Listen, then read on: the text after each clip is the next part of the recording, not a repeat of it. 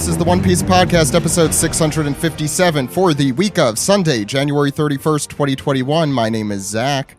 And my name is Ed. My name is Steve. And my name is Alex. And on today's show, we have a very special guest, the one who's always on, translator for One Piece and Weekly Shonen Jump and Manga Plus. We have Stephen Paul here. How's it going, Stephen? Hey, it is going pretty good. We have returning guest, formerly of Viz, Tori's with us again. How's it going, Tori?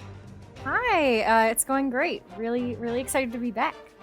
I forgot to say One Piece enthusiast. We also have another One Piece enthusiast with us. We have Vero, who is a Twitcher. Is that the Twitcher? Is that the technical Oh, that term? sounds bad. Streamer? I like that. Streamer.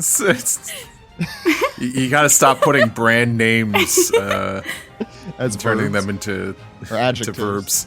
Yeah, Um, adjectives. Look at the nice to have you on. How's it going? It's good. Thank you so much for having me. Yeah.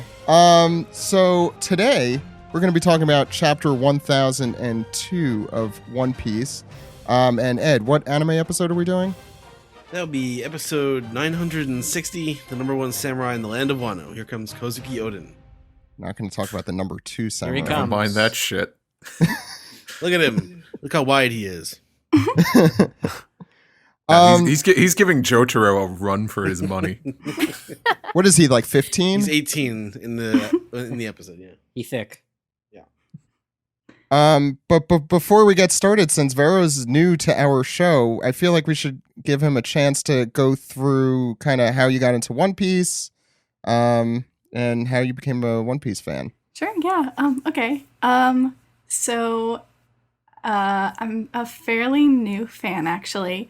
I know that there's like a joke that was going around like last year. People were like, "Oh, well, if there's one thing that can come like a positive, I guess, of everybody being in like quarantine and lockdown, is maybe people will start One Piece." I'm one of those people. A friend of mine was like, "Hey, if I ever get you to try one thing ever, like watch One Piece for me." And I was like, "No, it's too long." I was like, absolutely not. No, that's not happening. He showed me one of the movies and was like, see if you like it. Maybe you'll like it. I thought it was really cute. He lent me the first 3 volumes of the manga, and I was like, again, like, I don't think I'm gonna get into it. Like, it's so long, it's not gonna happen. I read the first 3 volumes in a night, and I texted him the next day, and I was like, can I borrow the rest of the books you have? And then I like basically read all of it in a little over a month. I just kind of like inhaled it. I had a lot of time off work. I fell in love immediately. It was really good. And yeah. Sorry, what were you gonna say? I was gonna say, watching Vero's incredibly quick descent into madness as he was reading was so funny. And I'm sure he could talk about it a little bit more, but just like watching, it's very much that quintessential watching someone else read One Piece experience where they have one opinion at the beginning, and then you're like, oh, this one specific thing's gonna happen and change their whole tune. And it was so funny watching Vero like live react to it on Twitter. Around Alabasta, I started like posting reactions because like I'd been kind of quiet about it. I was like, oh my gosh, no one wants to hear me talk about One Piece. And then I learned like everyone really likes hearing people talk about it. It was very sweet. And it was just, I think part of what heightened the experience of like reading One Piece for the first time was like my friends' also reactions to it, where they were like, oh my gosh, like, yeah, I loved this part. Like, it meant a lot to me emotionally. Like, I totally remember reading this like 10 years ago. I'm so and there was a really, really sweet community surrounding it. And it was very nice. Tori, I know exactly what you're talking about. When I first started reading, I was like, don't like Sanji. Don't like what's happening there. And now he's my favorite character. So that was fun. I I was going to say you're good company. As long as we got there in the end. Yeah. Sanji Enthusiasts Incorporated over here at the One Piece podcast. Yeah, but yeah, so that's my deal with it, I guess. That's really cool. And I know all of us here, and I think most of our listeners also really enjoy seeing new fans take that, as Tori put it, descent into madness that we Yes. the rights. It's good to know that the meme of everybody starting One Piece and actually reading it over the pandemic was true. There's actual evidence of it. It really was. I had a lot of time off of work, and I was like, my roommates were like, "Can you do something else?" And I was like, "No, you don't understand. I need to know what's happening. Like, I need to catch up." If not now, when? Yeah. So how long did it take you to get through it all? I got to Wano in like a little over a month. And then I know. And then That's more than a descent into madness. yeah, That is again, had a lot of time. That's a dive. I really, really like to read, so I was like, well, whatever, I'm not going to do anything else. And then I got to Wano, and I was like, wait, I'm going to run out of stuff to read. So then I just like stopped and slowed down. But yeah, I don't know, it touched me a lot. It was really good, so I just kind of kept up with it. So, and then I'm not caught up with the anime because I was like, I'm going to stop with that. I'm going to take my time, maybe watch like an episode every once in a while, and then, make it last a little bit longer. So, yeah. Yeah, savor it. We've had Grant on this show, and it took him like 3 years to read, and you read it in a month, and either way is fine. One is just a slow descent into madness, Yes, and the other is a plummet. The other was like, wow, okay, calm down. No, I understand. I think when most of us started, there was a lot less to read, even though, yeah. I almost felt like, what's the word I'm looking for? Like lucky, I guess. Like I had all of this waiting for me, and I was like, wow, I can't imagine like having to, like, certain parts I got to, and I was like, I could not imagine waiting a week to like know what happens next. And I'm so like happy that I don't have to. But yeah, and I think it's how I met Tori. If I'm right, I'm pretty sure. Yes. For a while, I would post reactions, and then somebody on the Viz account would like respond to them, and I was like, who is this person, and how do I be their friend? Can they like please DM me already? And yeah, so this is cute. You made friends with the people behind the corporate logo. That was my favorite thing to do, is, encourage people to keep reading One Piece. It was fun. My ulterior motive the whole time. So I was gonna ask. So it's been, I guess you finished in like April or May of 2020. Oh no, I read it over the summer. I caught up in like September. You didn't immediately dive into. No, again, my friend Marcus was like, in like the beginning of summer was like, let's watch this movie, and then I put off reading it, and then again I was adamant. I was like, I'm not gonna like it. There's no way I'm gonna enjoy this. Like, I really hate watching things that are super long. I don't have the attention span for it. But also, my two favorite things in the entire world are found family tropes and pirates. So I don't know why I was so against it. I don't know why. That doesn't. It doesn't fit this at all. My only exposure to it I'd had before was, unfortunately, like the 4Kids stuff on TV. So I really did think that it was like a children's cartoon. So that's a great transition to me plugging the fact that Steve and Alex have been forced to watch the entire 4Kids version of One Piece. Steve, do you want to talk about it a little bit? If you're up for it. It is exactly how Zach described it. We're being forced to do it, but that's only because of your generous donations over on our Patreon that unlocked the show in the first place.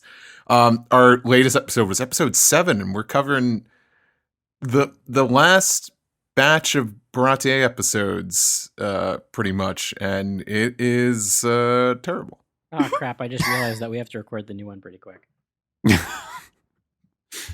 Yep. Yeah, I actually know nothing about what they did to Arlong Park. So not a single thing. I wait with. Really, I know a couple of things. It's bad. I wait with bated breath for that, I guess. I think that's everything. I think we could get into this new chapter. I definitely want to pick Vero's brain about a little bit more, but we'll do that a little later in the show. I won't put him on the spot the entire time. So let's get into the chapter.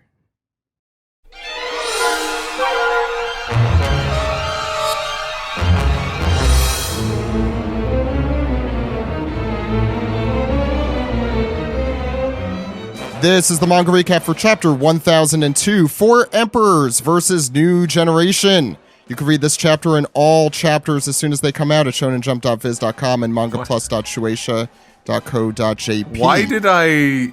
You said Four Emperors, and why did the first thing that come to mind for me was the song Two Princes? Those Two Princes is a good song. Because Steve, Sam I looks think like because Sam looks like the lead singer from Spin Doctors. I was going to say a lot of this is... this podcast has just been a long psychological ink block test for Steve Yurko. He found us out. Ed, what's going on the front? Sure. Here. Well, it's a request from X5 Go, which asks my for favorite. Lucci feeding pigeons in the park, but not Hattori. Hattori is betrayed. Look at him. Look at him weep. Single tear falling from the pigeon eye. Oh my god, this is... Oh, you've gotten to eat plenty at home. Now it's these pigeons' turn. Look at the hair on these pigeons. Look at these. the hair on the pigeon sitting next to him. That's the Yakuza pigeon. They're all Sure. Yakuza pigeons, I think. One has an That's afro true, down yeah. here. Another one is wearing a necklace. One of them is... What is a scar? presenting.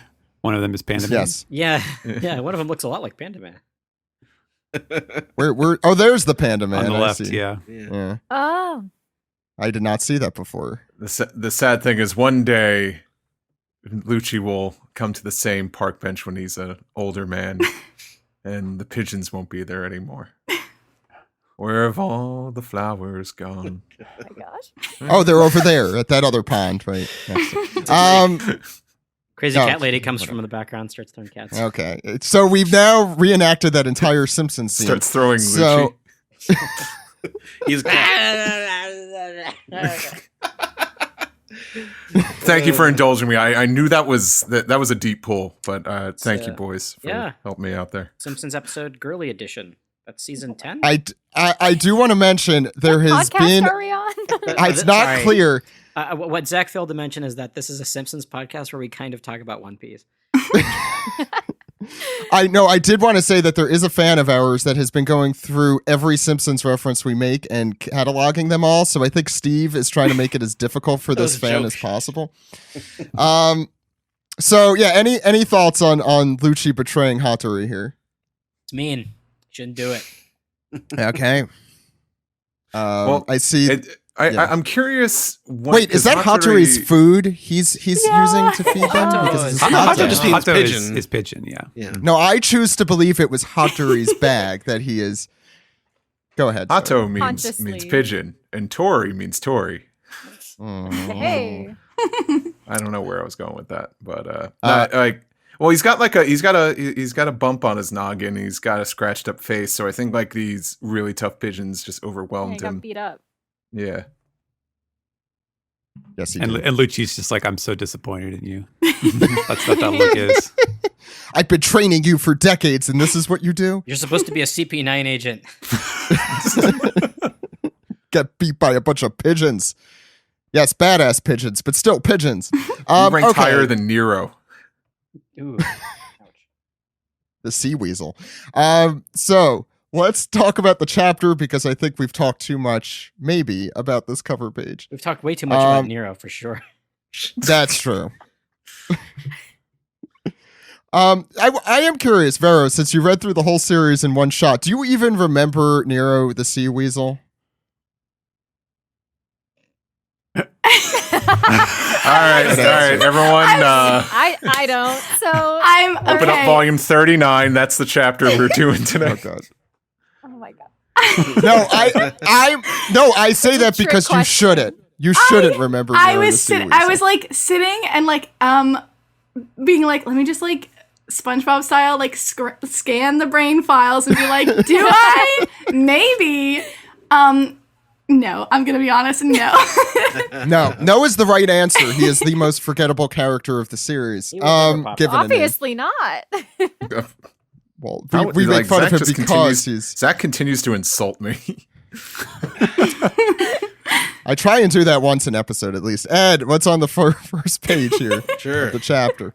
Back on top of the skull dome, Kaido is going for a demolition gust, and he lets loose of like sharp beams of light, I guess, out of his mouth. Wind, As one does. Wind, Wind yes. gusts. Yeah. Yeah. Kamaitachi. Sure. What's the translation behind this this attack, Stephen? Do we have any interesting notes? Well, you used it. Was it last chapter? I think. And Zoro was like, "Oh, it's like a slash or something," and he, I don't know. The ha is just him going ha. So Yeah. I This see. is what cut off Kiku's arm. Yep. yeah, probably. Right. Yeah. So This Killer is, calls out. This is that evil. You go ahead. Killer calls out to Kid.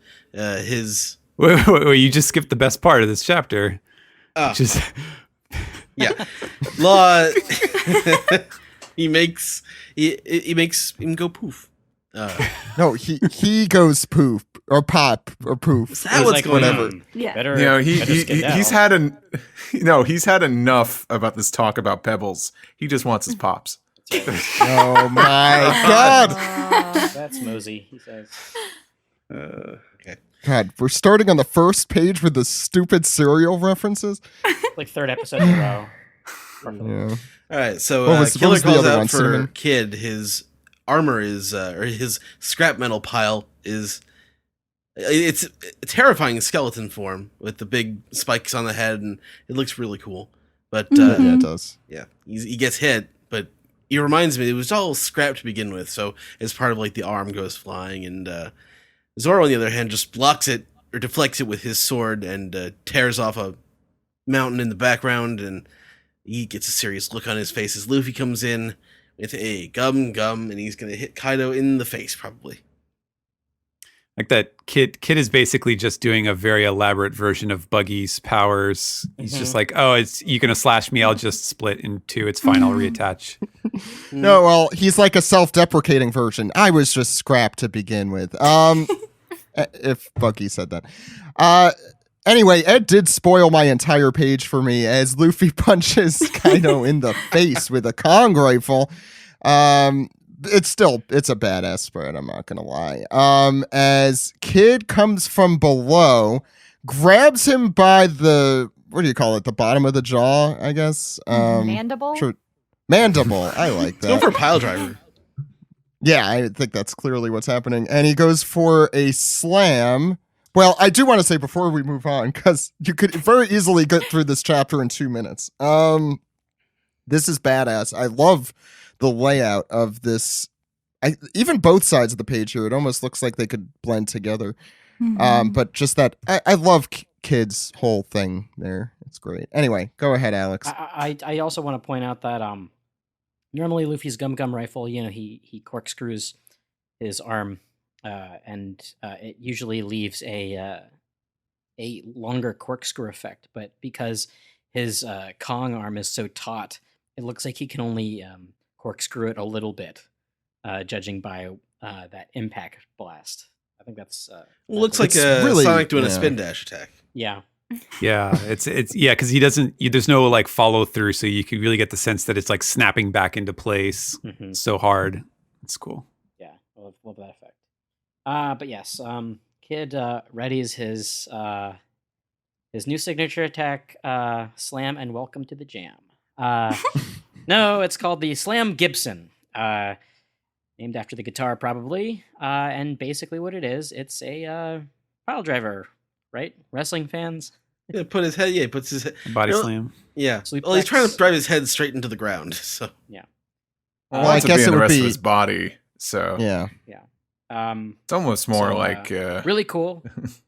Frankie's not the only one who can do some suplex action. And Kaido rears back from that a little bit, and he's like, "Ooh!" like Yosemite Sam. Yeah, Law. or Macho Man. Yep. Oh, Yeah, like both. Why not both? Law leaps into action, somersaults out of the way. That's not really leaping into action. That's leaping away from the leaping action. away from the action. He's seems to be doing that a lot so far this chapter.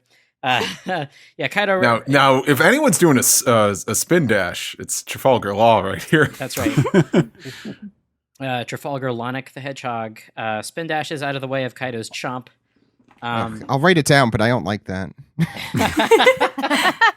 You don't have to like it. Just imagine a really bad, like a terrible CG law with creepy teeth. Do I have to? Yes, you do. I said it, therefore it must be. Okay. Okay. And he pops, and then he pops himself away, saying, "I've never seen an anatomical chart of a dragon, but I'd guess the heart is right about here." And he readies his gamma knife and stabs Kaido to the right of his previous wound. Look, I'm gonna say I'm a nerd, my but spleen.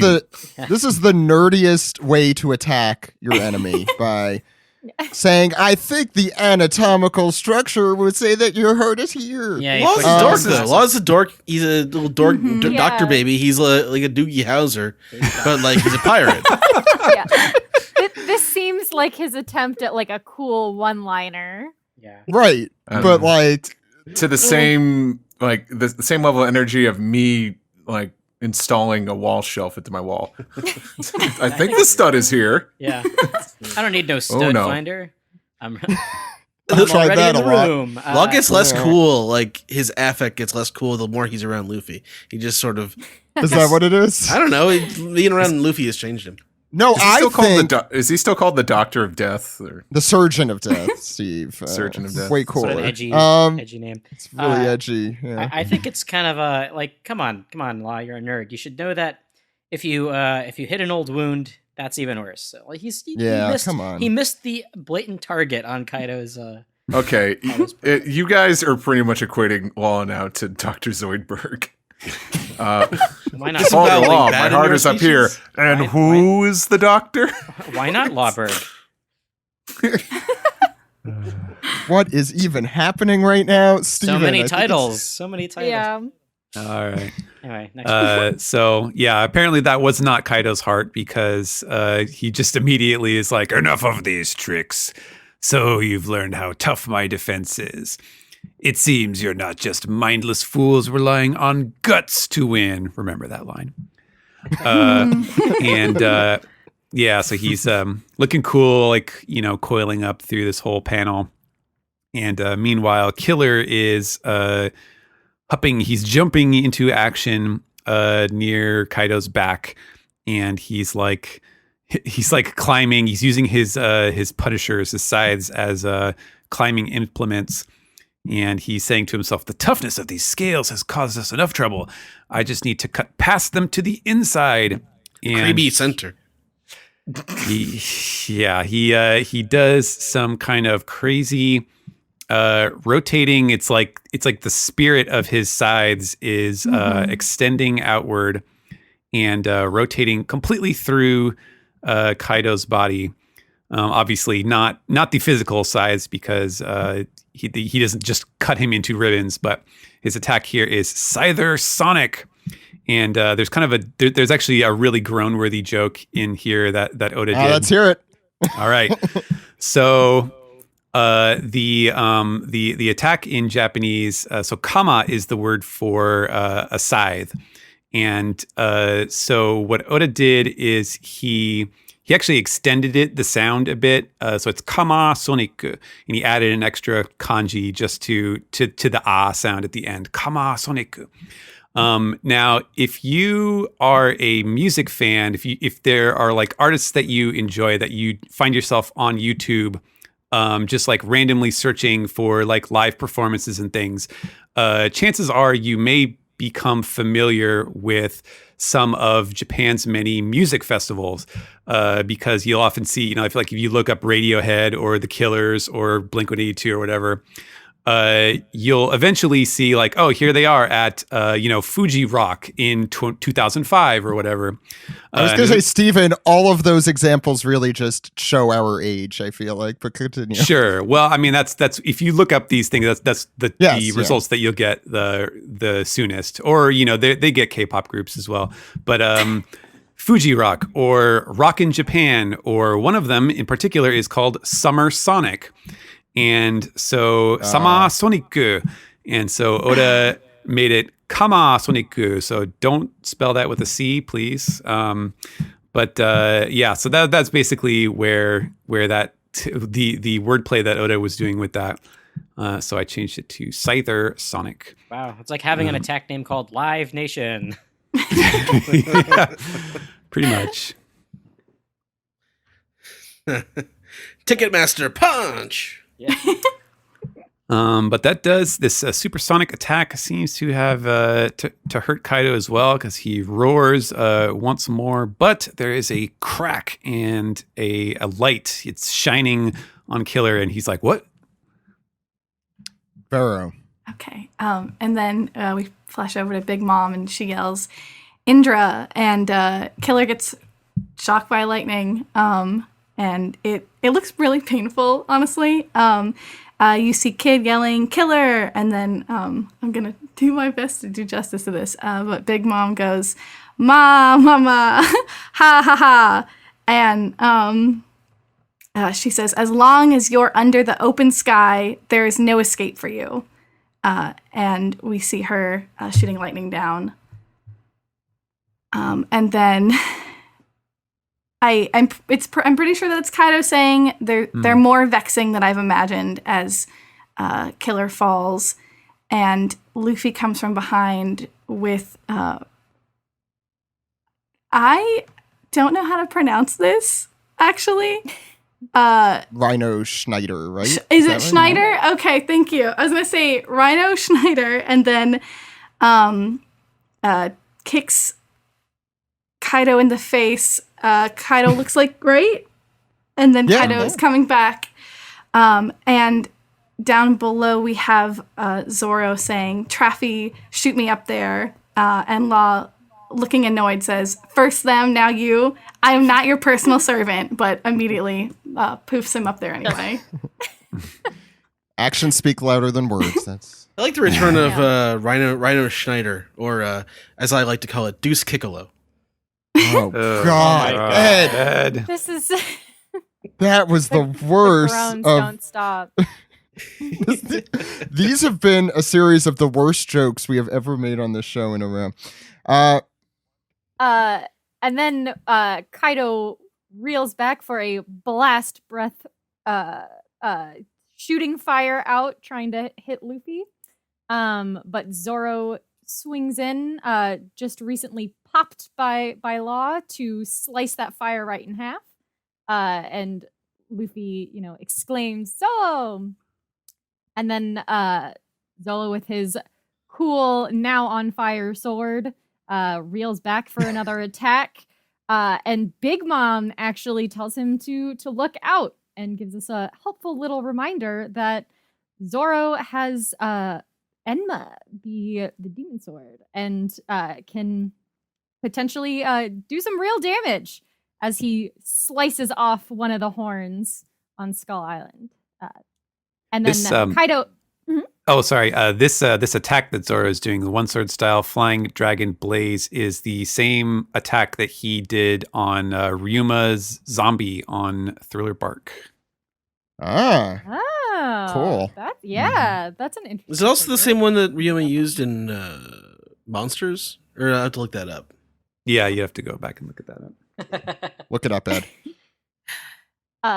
And as Zoro makes that slice, Kaido immediately recognizes the katana has Odin's presence, and that the two emperors are kind of in a tough place. Zoro, of course, is only concerned with the fact that he missed, as he also gets zapped by Big Mom, and Luffy cries out, this time in concern. Alex. Yeah. Big Mom is very pleased with herself. Mama, mama. There's nowhere to escape. God of Lightning, Tenjin. And looks like Zeus is summoning lightning all over the place. Yeah, all of these attacks that she's doing are like named after gods of like Tenjin is a Japanese like a kami. I think it's actually a guy. It's one of the Japanese gods who was like a deified version of an actual person. And then I think the other one, Indra, was like I think that was maybe the Hindu god of lightning or a figure who. uses lightning. Yeah. I'm assuming it's related to like the Indus Valley, or I don't know. I'll look it up. So that is the same. Wonder when she'll name an attack after the One Piece god of like. That is I the know, same I'm attack just that Ryuma uses in Monsters to cut the head off the dragon. Oh, the Zoro. He's attack. Yeah. Indra is a guardian deity in Buddhism and also in Jainism and ancient Hinduism. Jediism. Giantism. Jainism. Yeah, I can't pronounce things. Jediism is just called hubris. Ah, yes. She's no Jedi. So Luffy happens to get hit by one of these lightning volleys, and he just goes, "Ah." Kid seems to be okay. Bobbing, weaving, dodging, blocking. Yeah. Damn it! What is she? A natural disaster? And I suppose he then gets hit by one. I guess. Oh wait, this I is- just realized that. Sorry, that kid's thing is a lightning rod. The giant thing of Pretty scrap much. metal. Yeah. Because kid looks fine. Yeah. Yeah, as we zoom closer to these lightning bolts, they appear to be facsimiles of Zeus, which I think is kind of interesting. Very interesting way for Big Mom. Homie lightning. Mm-hmm. Yeah, a homie within a homie. It's like homieception. God, I'll write it down. no, don't. No, it's too late. Oh boy, 5-year-old meme. Here we come. So he is caught off guard, and I am assuming he gets hit with one. Law also gets hit with one. With the Data-Doom, everybody seems to get hit with one. Luffy, of course, bounces back. Big Mom's pretty pissed. She goes, "Straw Hat, why didn't that lightning work on you?" And done. He says a familiar phrase, "Because I'm rubber." And she has a mini Eneru reaction. Yeah, I was about to say A this little is bit of like a throwback. Not that surprising. it's like to a. her. This is a fun size version of Eneru Yes. face. You know, this is like Big Mom gets a This is little Eneru face. Yeah, this is like the M&M's minis of Yes. Eneru faces. Like it comes in a little small plastic that's tube. right. Comes in the smallest panel possible. And he tells her, "You're going to pay for what you did to them." But before he can pay the piper, so to speak, a blast breath comes out of Kaido's mouth and hits Luffy dead on. Steve, what happens next? Obviously, our main character has no longer survived, I assume. But Luffy continues to move towards Kaido. And Kaido's like, "Oh, it's like, what the devil? My flame doesn't work either. Why not?" And Luffy, with the very scientific explanation, says, "Guts," as Stephen alluded to earlier. It's a in this callback. manga recap. Yes. Gum, and we get Kaido's shaky pupils here, and just gets decked right in the kisser, that big old dragon kisser. Is that what that's called? And gets hit again and again with Kong Gatling, and just bat, right? You know, Luffy Keep going, scats. Steve. Man. He's the Gat Man. Oh, no. Boy. Okay, let's wrap it up. Can This has been something today. Can you elaborate? like the bad jokes per minute on this one is kind of crazy. Yeah, we're It's a less of a record. podcast and more of a pun factory. You thought that was I going to be a did. pun, didn't you? Not factory. And yeah, and of course Kaido's getting the blunt of this attack. And what I just like about this panel is brunt of the I attack. just- A blunt is a different thing. brunt. I just want to know. it's like, hey, why don't you pass that? Ooh, that's strong, like a Gatling. What I like about it's like I don't think it's consistent, but just I kind of just like the use of Kaido's long body kind of just being like a panel border in itself. Mm. Like all the action is within that. Mhm. I think it's it aesthetically looks very nice on the page. Mm. And that's gonna do it for this chapter. Yeah, and there's no break next week, which is perhaps the biggest of all surprises in this chapter. Yay. Yeah, so let's go through this action-packed chapter. Thoughts on this one? I'll start with Steven. Okay.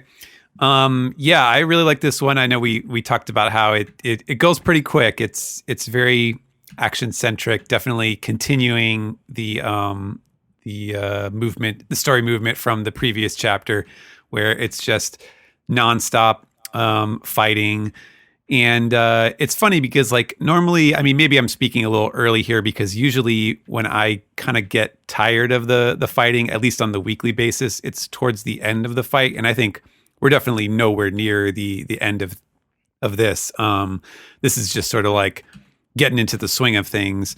But usually the thing that tires me out about the combat parts of One Piece arcs is just like feeling like it's getting repetitive. And I feel like as far as Oda's scene construction and like his pacing and stuff, I feel like he's actually hit on like the ideal number of characters in this fight, because it's like everything flows together so well. And it's not just like if I had a problem with Luffy versus Katakuri, it's that, it's every panel is the same two characters that are just going back and forth and back and forth. And, one hits and the other hits and the one hits and the other hits. And here you have, 2 on one side and 5 on the other side. And so Oda is able to just like constantly and seamlessly like switch between characters in a way that, like, just as soon as you've kind of forgotten about one character, then they pop in to do something cool on the next page. And like, it just all flows really well and is really entertaining. So, I thought this was a really fun chapter to read. Vero. Yeah. Thoughts? So I really liked it. I felt like it kept up the energy from like the last chapter that was going on. I really thought like the art was really pretty in it, especially Zoro like cutting off the horn. I sat there for a minute and I kind of just like looked at it because I was like, wow, that's like really pretty. Like I like the space, like the use of the negative space. It just kind of sat with me. But again, it's kind of short, but it just makes me like, it kept up the energy and like kept me excited for what's to come. And I smiled at him being like, oh yeah, it's because I'm made of rubber. Like it was fun to have that again. And then the excitement over like, yeah, you can't hurt me because I've got guts, and it's cute. Yeah. Tori, yeah, go ahead. Yeah, what Vero said, the art in this chapter to me, I think is just so gorgeous. Even just rereading it now, noticing like just whole kind of pieces that I'm like looking at the detail of Kaido's head and his body snaking around, and then you've got Killer's attack, Kid's whole like scrap skeleton thing. I'm just like, oh my gosh, this is so much happening on the page that it kind of makes my brain hurt, but in a really cool way. Yeah. I don't know if that makes sense, because it's like it feels very climactic, and the way that this battle between these characters that have been built up for years at this point, how it should feel. They're stronger than they were when they were back at Subodi, and it makes sense for them to have these new attack patterns and stuff. Really, really cool. And I personally really love Zoro getting a little bit more screen time. I'm hoping that his sword having Odin's presence in it becomes a little bit more relevant. I think it's a really neat detail, and I love anything with Zoro's swords. Since we're talking about Zoro, I'm going to go to Ed. What are your Sure. thoughts on the chapter? Yeah, Zoro looked. He got to be really cool this chapter. That thing I noticed, like, that's the dragon slaying move. That's how you got that off the dragon. That particular attack. Oh, so. did you find out if it was indeed from? Oh yeah, Wanted, it's from monsters. It's what Ryuma does to cut off the head of the dragon. I just did a tweet. Is that what he used in Punk Hazard too, to cut off the head of the dragon? Punk Hazard? I don't think know. he did he even use an attack, or did he just slice it? I don't remember. It's shown in manga. You got to yell out your attack name when you do something. I mean, I'm not disagreeing, but yeah, I don't remember him saying it. I'll go look for that while Ed talks. But yeah, it was a great chapter for sort of character interaction, especially with Law getting to do his sort of tsundere act of, don't make me send you up there, but I'm going to do it anyway. His little routine, which I like. But the sort of the tandem attacks of it's going suspiciously well for our heroes right now. So I mean, it's this battle is just getting started, and we get a lot.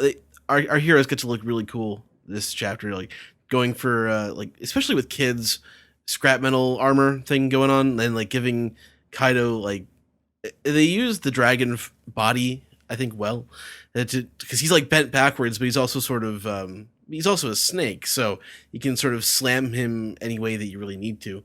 And Luffy's attacks really cool in this chapter, and everyone gets to shine a little bit, and even Big Mom, I think she shows how she is not necessarily as surprised by the Luffy rubber man thing. So it just underscores her massive power, how she's sort of seen everything. She's the most experienced pirate around these days with Whitebeard gone.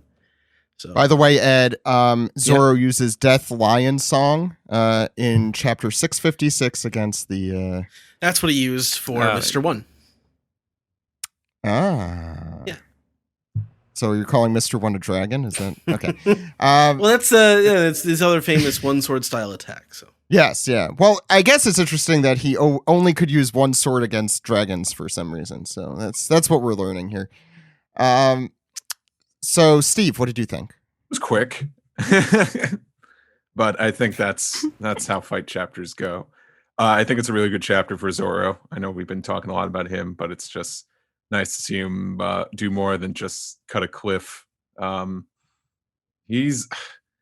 think the wanting for Zoro to get humbled a bit, I think those days might be over, because Enma is too OP. He's too overpowered at this point. I mean, like Kaido and Big Mom, he's not going to one-hit KO Kaido and Big Mom, but like I'm going to have a hard time believing many other characters are gonna stand up to Zoro when he's got this sword that turns his arm into a shrinky dink. And he'll be even stronger once he masters the sword, so it can only get more powerful. Absolutely. His bounty's gonna go up. I will but say, will it be above Sanji's? That's the question. Yes, it will. It Okay. will. It'll be. I mean, where is Sanji right now? I mean, back and forth. Granted, people aren't necessarily going to know exactly what happened in this fight, but I think people are going to. There's going to be stories about the battle, and Zoro was there and Sanji wasn't. So, I will say, if there's like one nitpicky thing about this, about Zoro's thing here, is that I do think it is a little weird that he winds up, he does the attack, you see it cut off this horn, but then you never actually see, he goes like, oh damn, I missed, but literally you just see Kaido reacting like normal, oh what's going on here? It doesn't really show it missing. It's just kind of like this weird, transition between long shot and then Kaido is fine, which it seemed a little odd to me, but I don't know. Alex, thoughts? Unless Steve, if you had more, I'm sorry. Oh, I didn't Go ahead, finish. Steve. But then again, I apologize. I really don't have too much left to say. I think that's what stuck with me. I almost got mad for a second because I thought the way the panel was, I thought Luffy got hurt from that bolt of lightning, and I was about to call BS, but it's a good callback, and I think it's even a better callback to earlier in the chapter when Luffy says guts. It reminds me, it's very similar to when he defeats Mr. 3, saying yep. I was going to call back to that. That Luffy's got a whole lot of. That was Instinct, right? That was the name of that volume, right? Yeah. Alex. And that's all I have to say. Yeah, sorry. I keep cutting Steve off today. Go ahead, Alex. Yeah, as far as the action goes, I think it was a lot stronger this week than last week. The fight's really heating up. I'm not getting bored of it. I think it's really fun to see these two emperors fight. And we see Killer do something. Killer, he was on the bottom of my supernova list actually for a really long time. I thought Hawkins had a cooler power because Hawkins can turn into a big scarecrow and Killer has knives. So To be fair, that's true. yeah, I don't know. Very cool. Very cool stuff. Really, really fun action. Love the Luffy stymieing two of his opponents using a similar just his guts and his power. Very, very fun. I don't know what else can be said about this chapter that you guys haven't said already, honestly. I don't think Zoro needs to be humbled. He's cool. Let him do cool stuff. The entire reason I started watching One Piece back in the day is because Zoro was cool. He's been humbled a lot pre-time skip, to be fair. A lot. Yeah, and you know how Zoro's getting humbled? He's probably not going to get to take out Kaido. So that's humbling him enough. He's not going to get to fight, take down the big bad of the story arc. So. I don't ever expect that. It wouldn't. That doesn't count. Well, so I will ask, since it's been posited, obviously we're nowhere close, probably, to the end of this. Actually, there is one more thing I do want to say. Fine. I think we are at the point in the fight where things are going to start to look sour for Luffy because he got in a bunch of really good hits. Now things are really going to start to heat up. Yeah, I don't think Luffy is going to be on a bit of a winning streak from this moment on. Things he's been using that Gear 4 for a while now. Mm-hmm. Well, I feel like those kind of weaknesses in most shonen manga, doesn't need 10 minutes afterward to recharge at this point. It does tend to work that way, yeah. And I think I think it's a pretty safe assumption, I'll add, that Luffy is going to get some sort of power up in order to, above and beyond what he's done here, probably, in order to defeat Kaido. I'd also add that we need to know what the hell's going on in the skull itself, because there's a lot of other fights happening. Yeah. The skull itself is probably going to land on top of the flower capital as well. So, I'll just throw this out there, but how do you guys hope to see it or actually see this fight going now that we're kind of, it feels like it could end here, but obviously it won't. If anyone has for one thing, one of the dead giveaways for why it's not going to end, beyond just the fact that we haven't seen any of the other characters fighting, is that there has been no, if you notice, this chapter itself has almost no background drawing. You get little glimpses of the rocks and stuff, but there's no attempt to sort of frame it as oh no, the Onigashima is passing over Wano, the people are looking up and they're terrified at this floating island that's going to crash into the capital and stuff. And that's what we're going to get to, because that's how you make it really exciting and climactic. So the fact that we haven't seen any kind of information that backs that up or that puts that in your head means that we still have a while to go, because he's really going to ratchet up the drama and the stakes of it by showing us that and making it a big countdown, or however he intends to make this climax work. So, no, that's a good point. Any other thoughts on the chapter or thoughts on where things may go? Or I had forgot to say earlier that I was appreciative of just even a sliver of a little bit of character interactions. I really like the kid pirates, and I like that we're getting to see a little bit more of them. So I felt like a little bit of a treat for that. And then also like to see whenever the Straw Hats and Law's crew interact. So that was fun. I was going to add that it is cool that Killer and Zoro kind of mirror each other on their respective crews, because Law is only Law and his pebbles. That's what, or pops or whatever. But Kid has Killer with his whatever the hell you call them that he uses, Sonic Scyther. Yeah, scythes. And Luffy has Zoro with his badass Pressures. sword. I will say, I forgot to say, that Zoro panel is, I think, the most effective of them. I agree with what was said before. Just because of that, the empty space in the back, and just like it feels like a real moment. There, yeah.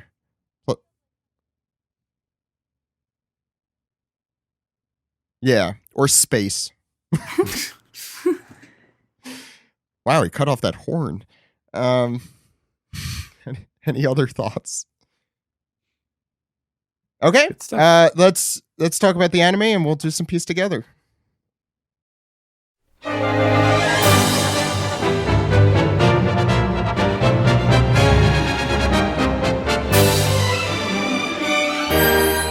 This is the anime recap for episode 960. The number one samurai in the land of Wano. Here comes Kozuki Oden. I'm your host Sam, and today we have, once again, actually no, you were here on last week's, Ed. I think so. Yeah. You were not on the couple before. Although it does hold true that only watching one episode, I don't think I enjoyed it as much. Really? I like this one a lot. Yeah. There's a lot to like here, but I do like watching two at once. And as you heard, we have our beloved friend Jill. Yes. Hello. The title card this week begins at 2 minutes and 51 seconds, which is pretty early. And it opens with the night before the great battle. Orochi is getting mad and angry, thinking about the Akazaya Nine and Oden. And he's drawing X's on a map and ordering a Birdman, played by Michael Keaton, throw bombs on the Thousand Sunny, as well as the various bridges that connect the different regions. It's very sinister. He spends a lot of this episode squealing, like just making extremely high pitched noises. His I voice love that actor, voice is actor. going pretty wild. Yeah, joy and pain, and So are these different regions only connected by bridges? Like, is that... it's the way they make it seem. Yeah, there's only one bridge apparently in the entire country for each region. Sure. Well, I mean, that kind of does lead credence to the theory that Wano is like several continents pulled together. yeah, I haven't heard that one. Oh, you haven't? No. I like that one a lot. Makes sense. Oars, maybe, did it? Continent Polar, right? Yeah. And then there's that giant skull on Onigashima. Mm. Yeah, all the different regions have their own seasons. Mhm. So yeah, they're bombing the bridges, bombing the ports. Orochi is wondering how he's going to convince people that samurai traveled through time, which is something that he apparently now knows based on whatever his informant Well, has given him. I assume everyone in Wano probably knew about Toki's powers because, like, I don't know, I don't think so. they've never seemed to keep it a secret. And like, there was that whole thing where it's like in 20 years, whatever it said, like the dawn will rise again. So, like, Yeah, but like the assumption is that they're going to come back as ghosts if they come back as anything. Like the whole time travel thing, I think, is not a public thing. yes. He tears the map up. He throws the pieces up in the air very dramatically. A lightning bolt strikes, and like this in slow motion, the pieces are falling out of the air, and the room turns like purple because lightning is purple, as we all know. And we have a scene of Kinemon trying to convince Momonosuke to stay behind before the battle. The rest of the samurai are going to try to somehow get across this stormy sea, in dinky little rowboats. Well, in Momonosuke is just in tears because they're all gonna die, obviously. Yeah, everyone's going to die. Things have not looked good. We flash back 41 years ago in the flower capital. Hide your children, hide your wives.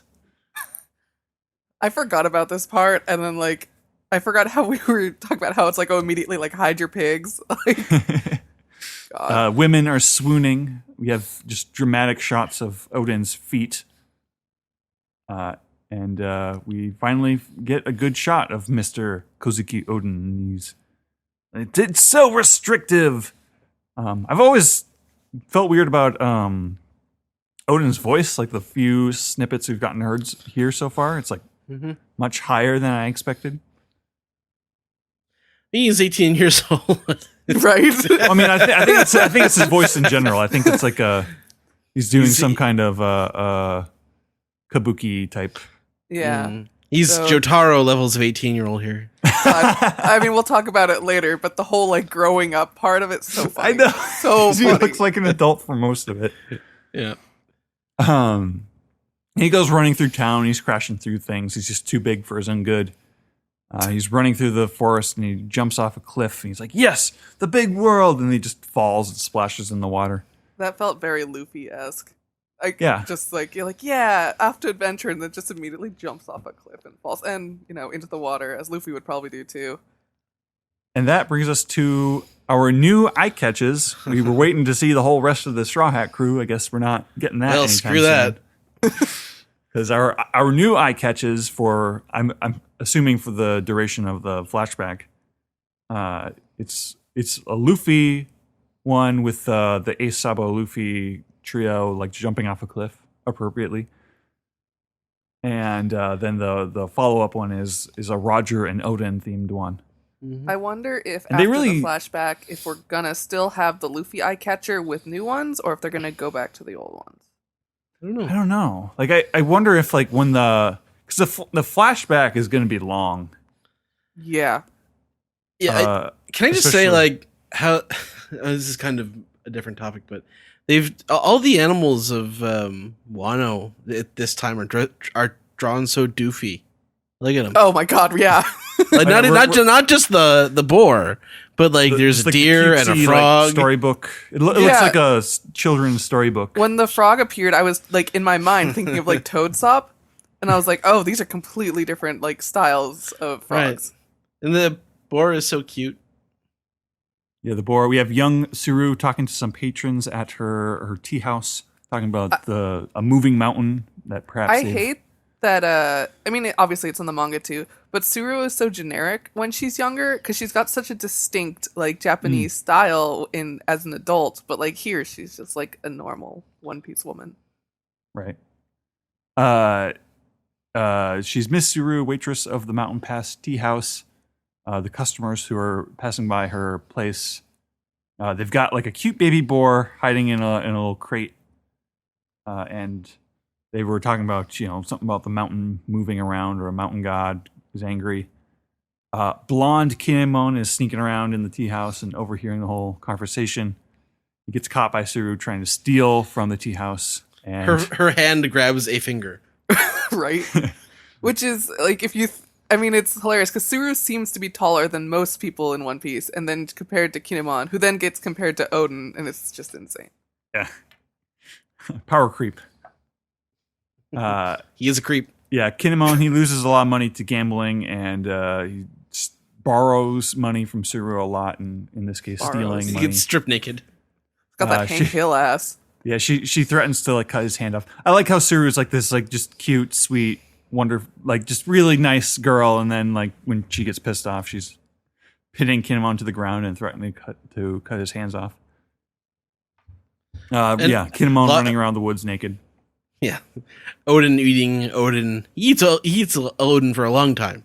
Yeah, It looks sorry. real good. like that Grandpa- Odin looks delicious. Grandpa Katsuzo's funeral. And there's just like there's a kid crying, not really understanding the ways of adults. Like why would a man be eating Odin off of a dead man's skeleton? Oh yeah, that's just an adult thing. You'll get used to it, kid. Yeah, she's just got some growing up to do. And then this cross cuts to Kozuki Sukiyaki and his attendant talking about Odin's childhood.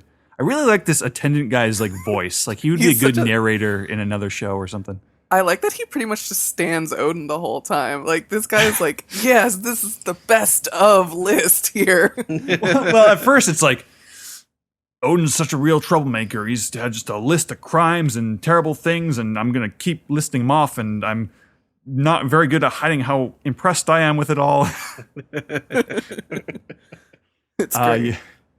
When he was born, he threw his nanny to the ground. When he was 2, he caught 2 rabbits at once. When he was 4, he threw a boulder and knocked out a bear. Sounds like a big mom situation there. At 6, he spent all his time at the pleasure halls. It's gambling, is what that is. When he was 8, he started fights with a bunch of gamblers. At 9, he was. I love this. Is just a funny sentence. At 9, he was blacklisted by the Yakuza. He paid them back by burning their gambling hole down. Yeah, and then he was arrested for assault and worked in the quarries and became a stonemason. That's important. Yeah, that's like not brought up a lot, but that is something I'm sure it's going to come back up.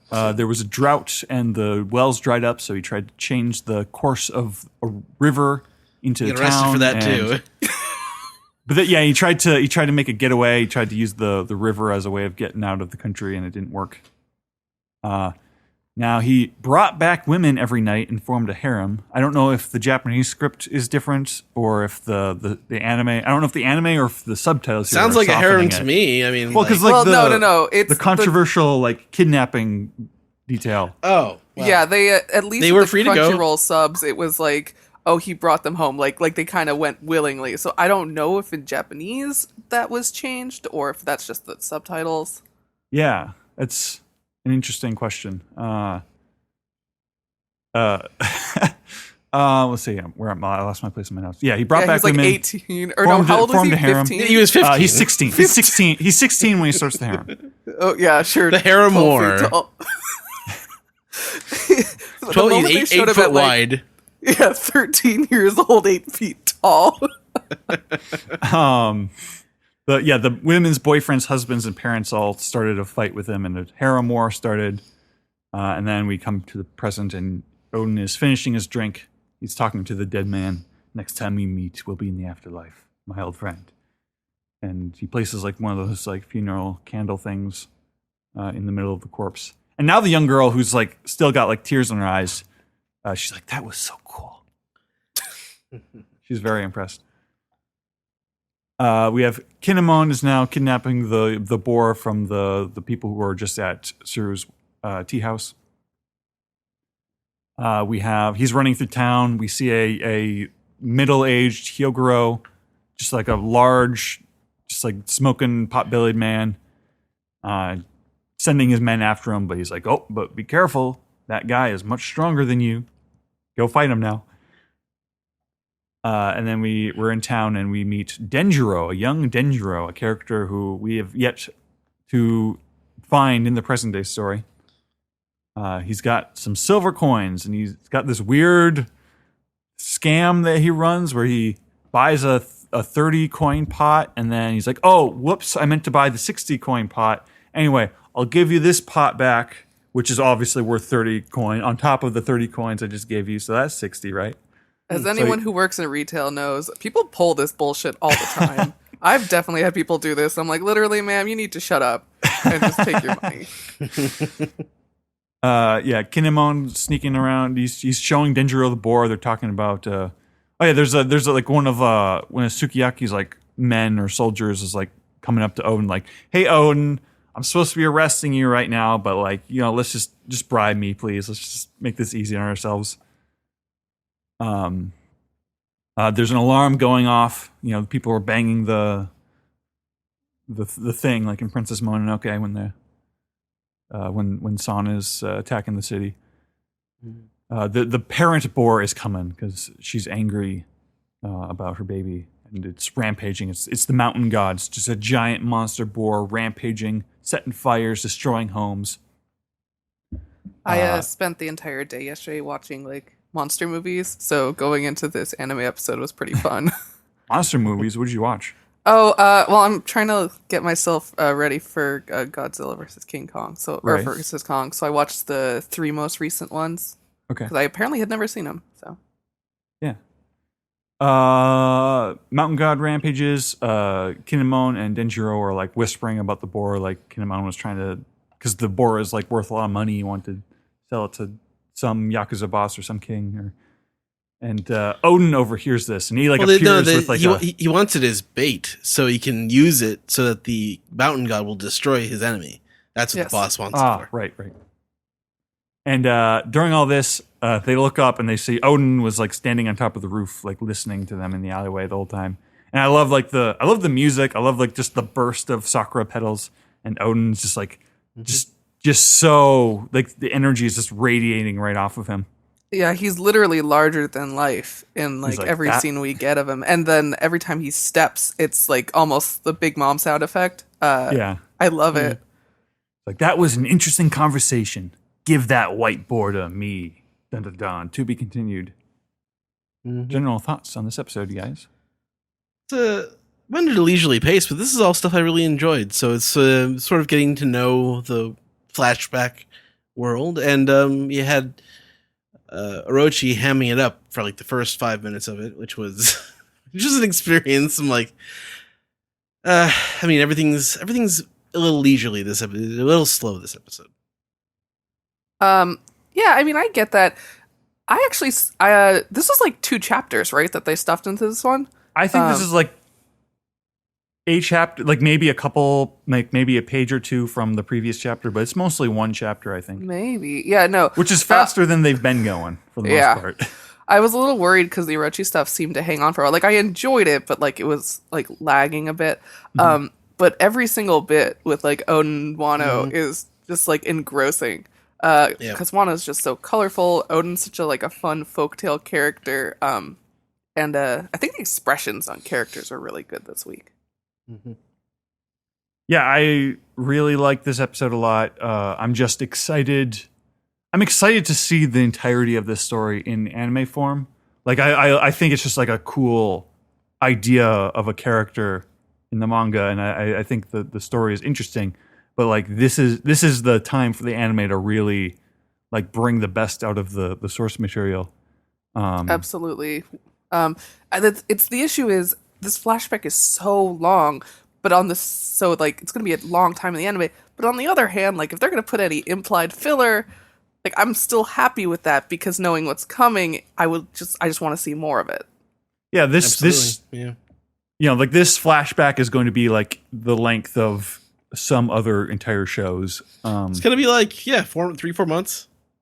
Yeah, it's gonna be like 20 some episodes. I'm sure, but like because there's a lot of stuff that I think in the manga, the emotional impact is muted a bit without having like without the opportunity to slow the pace down and like really milk the presentation and give it music and like just a sense of tone that the anime has been extremely good about lately, you know. Yeah, there are scenes coming up that I just cannot wait to see animated with background music and voice acting. Yeah, even if it's slower than the manga, even if they like really drag it out a lot, like I have a hard time imagining that. Like, I love this flashback already. I have a hard time imagining like this isn't going to be like the perfect version of it.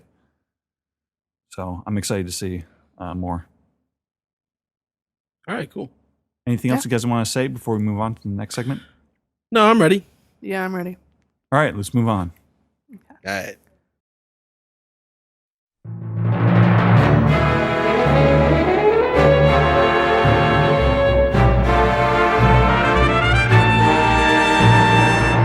This is the Piece Together segment where we take your questions, your comments, your theories, and sometimes it's answered by Dr. Doogie Lawser.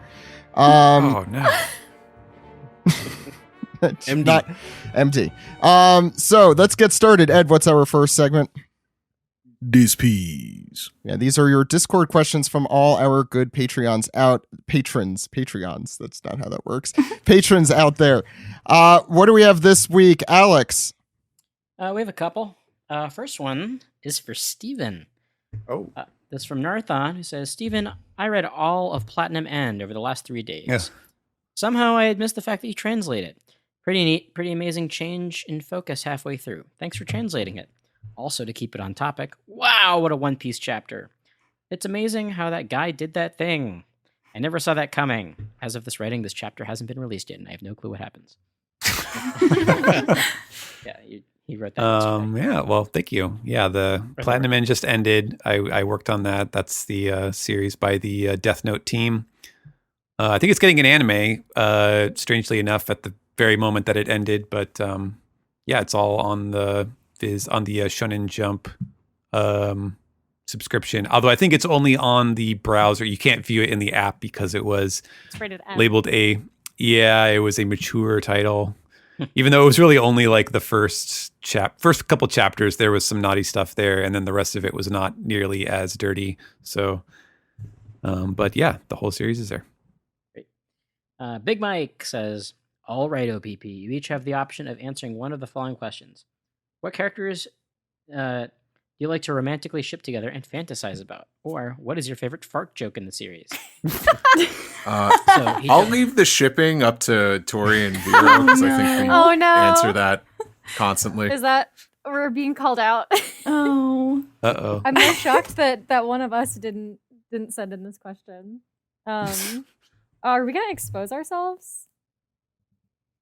Farrah? I'm just embarrassed. Keep it decent, please. We'll keep Yeah. it, yeah.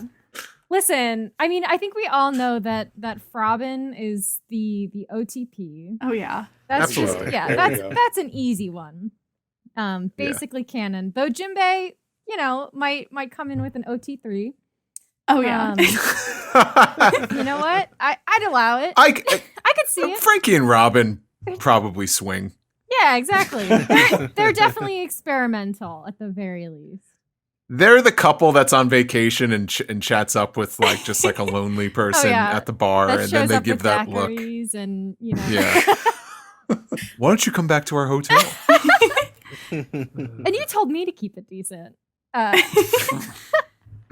don't know. I ship almost anything in One Piece, but that's just because I love all of the different character interactions. I think it's a series that has a lot of great chemistry, be it romantic or not. So I and you know what? I'm also not of the mind that any of it is ever going to be canon. So Oh, for you know what? sure. Live your life. Ship whoever you want, in my opinion.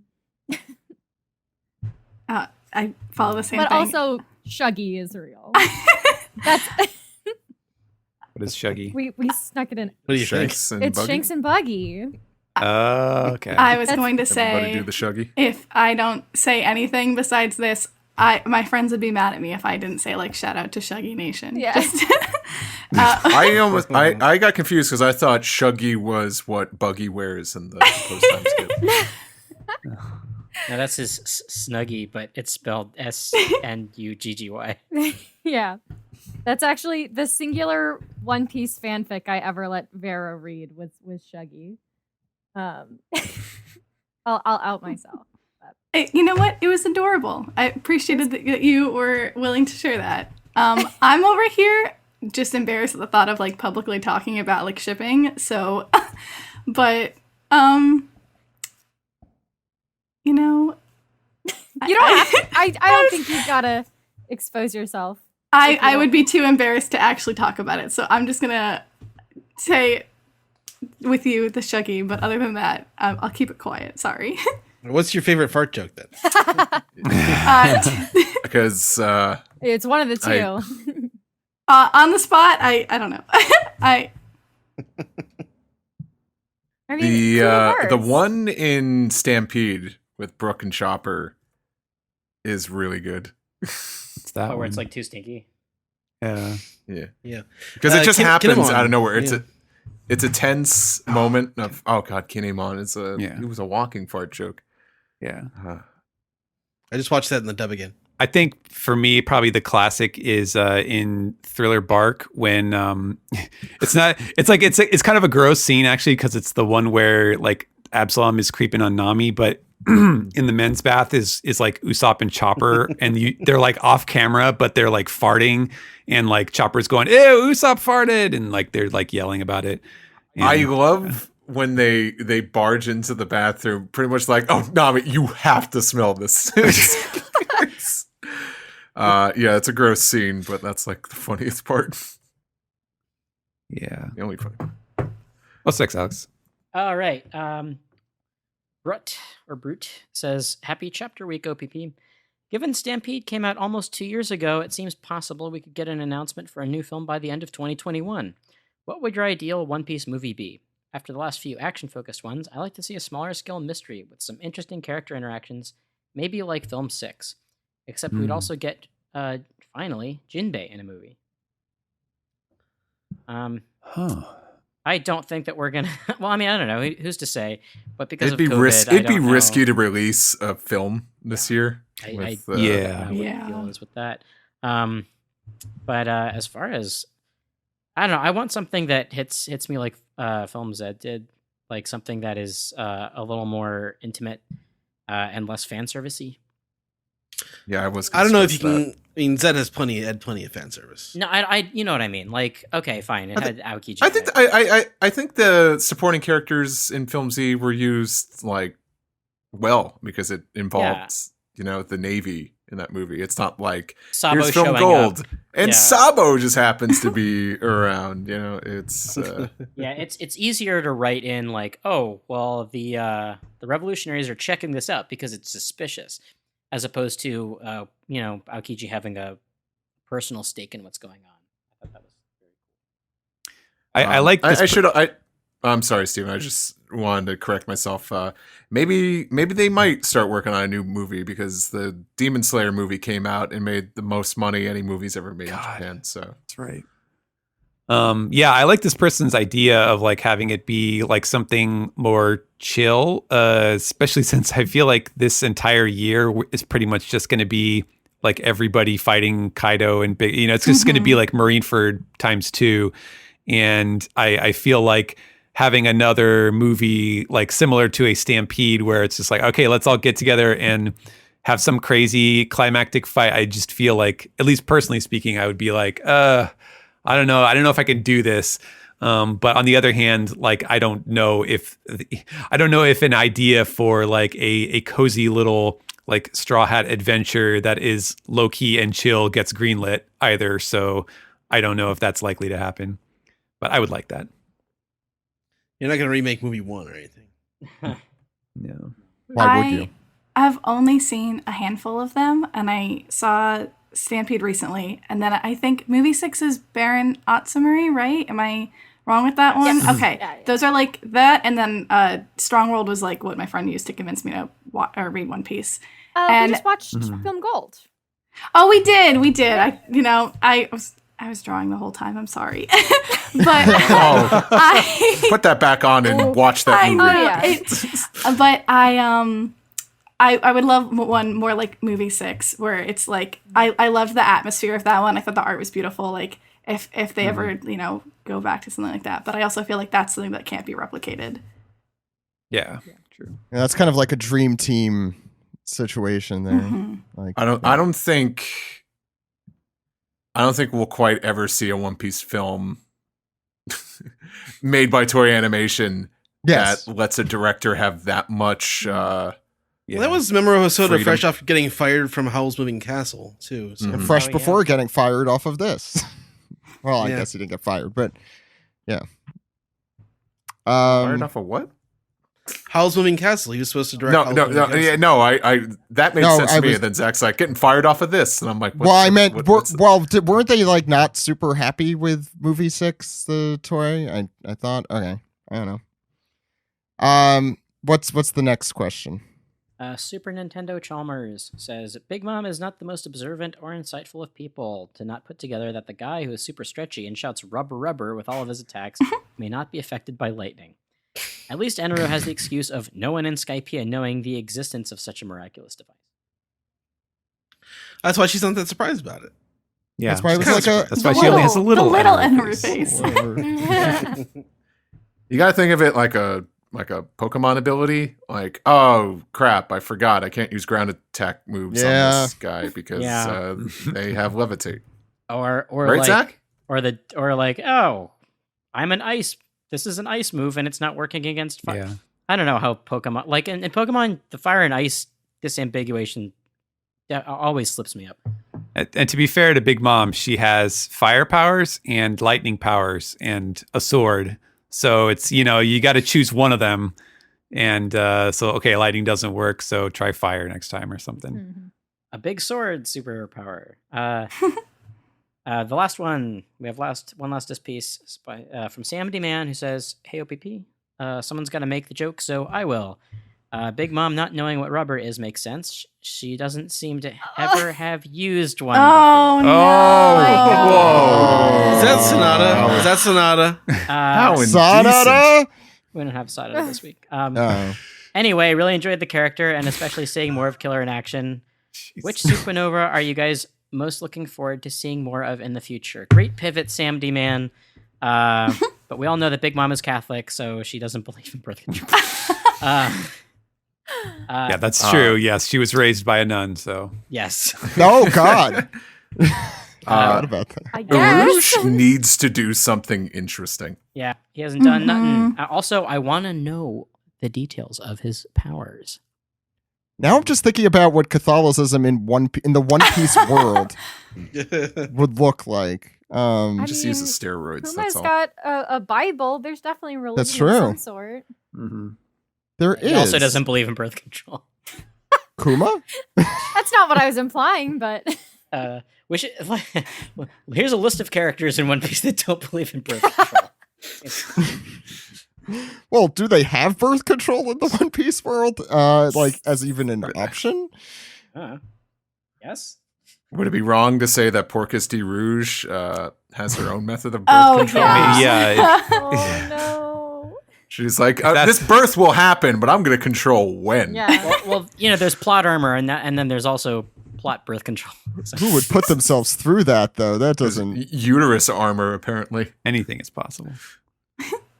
Anyway, aside from Arush, does anybody else have a supernova they're looking forward to seeing? Bonnie. Yeah. I think Bonnie's power is really interesting, and I would absolutely love to see her contribute in any way to a battle. And that's because I'm entirely biased and just love seeing kid versions of characters. Fair. I like seeing old versions of characters. You get both of that with Bonnie. Yeah. I know. We're both out. She's done it all. And just like, what the hell is her backstory? So mysterious. Yeah, I think... Yeah. Go ahead. Oh, sorry. Well, that's it. For this piece, unless you all have... Oh, Vero, did you have an answer for... It sounded like you I were- was just going to say, I kind of said it earlier, but I would love, like, some more stuff with the kid pirates, especially, like, kid losing his arm. There's a lot of questions that I have, and, like, I would love, see that, some of his crew. But, yeah. I think I would like to see that mostly because of his amazing, amazing ship. Like, that is... Oh, the yeah. coolest. Isn't it Turns out... Oh, sorry, a skeleton. Yeah. Mhm. Yeah. Like a dinosaur or fish skeleton? It was I don't in know. Stampede a lot, I think it's wasn't a it? Sea King. Mm-hmm. Yeah, I was going to Yeah. say, I mean, Oh, yeah. skeleton. That would be Yeah. awesome. Oh, turns that sounds out awesome. Kid got super drunk one night and stuck his arm down the garbage disposal. I want to know how he got the amazing nickname Captain. Uh-huh. All right, Ed, it's time. How old is he? His name is Eustace. Anyway, what kind of name is like? It's not the Who old names their person's name. kid Eustace? It's an Ed, what's Amish the name. next? Oh, he's Amish. That's just like Okay, just so like he's Richard Nixon, the Amish. Quaker. How many Big how Mom many is religions Catholic. are we going to insult today on It's the a One f- Piece it- podcast? Tis a fine, punk, rotten, giant robot, but tis no fool English. Ed, it's time for Oh, Zach, why don't you answer some emails? sure that was a nasally strong bad, but I'll take it.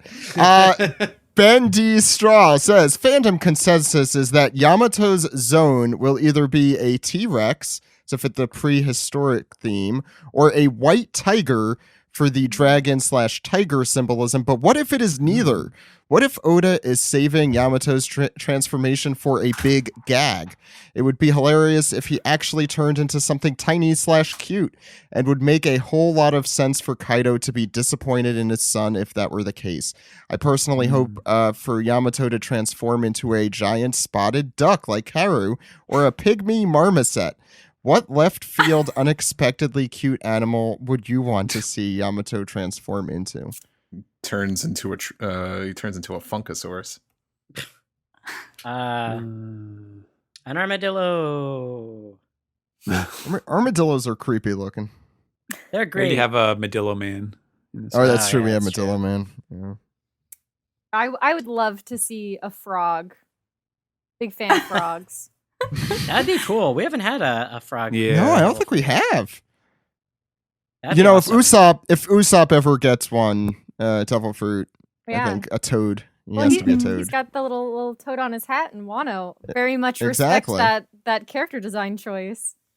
Agreed. That's my favorite Wano character, is that toad. It's Usopp's frog. Any other opinions? I guess generally on Yamato's Tiffle fruit. Another giraffe. Just giraffe again. Oh, yeah. It's an ancient ox fruit, model Kirin. Okay, I'm gonna move on. Damn it, I'm a Kirin. Hollow Trifecta says, although it's great that they are holding their own against Kaido and Big Mom right now, they are extremely focused on fighting Kaido, which leaves Big Mom free to put down some major damage on them. Since the rest of their fighting force is busy down below, who do you think will take the lead against Big Mom so that Luffy and whoever else can focus on fighting Kaido? Man, that's tough. I would absolutely love it to be Nami, just because I want Nami to do more cool, like Nami and Robin, maybe. Yeah, I'd love to see some of the people down below Yeah, for make it sure. up to the top of the skull. Yeah. I think it'll be Marco, actually. Oh, yeah. Yeah. They kind of hinted at that before. I feel like there's still like a good chance that, and I think Greg maybe too is on this tip that like Big Mom is likely it has a possibility to end up more in an ally or neutral position after this. Like whatever happens with this Kaido, this Wano confrontation. But on the other hand, that doesn't necessarily preclude the possibility that someone may, put the finisher on her in some form in this fight. So I guess that's still possible. I still think Nami is her natural enemy, Mhm. just in the weather of a Thematic, league. yeah. I would like to see that. That would be cool. I'd love Yeah. for Nami to become like Big Mom-esque in controlling the weather. Oh yeah. That'd be great. She Like needs watch her to- fly around on Zeus. Yeah, she needs to fulfill that storm potential. Yeah. Brook too. I mean, he already had his match, but a rematch there I don't think is a bad idea, just because Brook is the Soul King, and that's kind of her. That's her shtick. Mm. Yes. Yeah, I'll move And on. I'll be the soul queen of summer. Speaking of, greetings I'm putting from that poor guy to Mexico. This is from Sergio, aka Rio Amano. Reading this week's Kaido's comment about Luffy and the others not being just mindless fools relying on guts to win, and later Luffy bragging about those same guts, made me think about the comparison between the word guts and its equivalent in Spanish. Oh, I'm going to have to have a Spanish accent now. Agallas. The A sounds like the A and he helped me and I didn't read it until here. So anyway, I'll just continue. Long story short, this could literally mean a fish's gills, which sounded especially fishy, pun intended, now that we know about Kaido's fish devil fruit. But I know that the word wasn't intentionally related. And then I started questioning myself about the Japanese equivalent to guts, agallas. Could it also refer to a body part, or is it a completely different concept? So like guts in the anyway. He ends saying, "Keep up the great work," and the Simpsons references. So you see, there's someone out there. So yeah, I guess Steven, this would be for you. Yeah. So the word in Japanese is konjo, and that's a fairly common word in Japanese. In fact, I think somebody, I want to say it's Sandman from AP, who is Japanese and likes to tweet in English or post in English about various background information, stuff like that. He actually called up a big list of just kind of random lines from the series that Oda has used this word. And the kanji in it means like root and spirit, or root and nature. And so it doesn't really have to do with like a body part specifically. But it's just kind of like, yeah, it's your nature or your spirit or your willpower. And in this case, like Guts was like a nice, solid, version of that that worked in this context. So that's the background for that word. I'll say if it was Tite Kubo and Bleach, he may have intended that similarity. Although I assume his Spanish was just as good as his English. Next question comes from DDD. I was sure it would switch to Act 4 by now, Wano, but it looks more and more likely like a 3-act play. What do you guys think it'll be, a 3-act or 5-act or something else? I've always said 3 acts. Yeah. Yeah. I was under the impression it would just be 3. I'm just Yeah. along for the ride.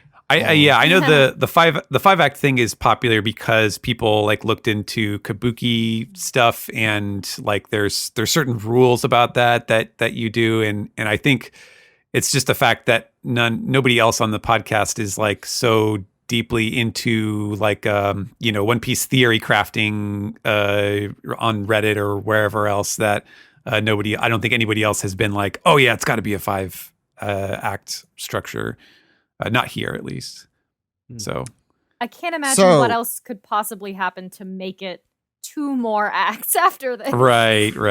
You say that the rebuild of Evangelion was 4 acts. So. Well, we that's- find out who. Yeah. We found out who the mother of Yamato is. Mamato. Oh boy. I'm so tired. Yeah, me too. Wow, that was okay. That hit a little close I to felt home. that, yeah. We have one more email, and it's from Ryan, and this one is in the spirit. Next week is the Super Bowl, which, by the way, I don't know if we're recording during that, but I assume not.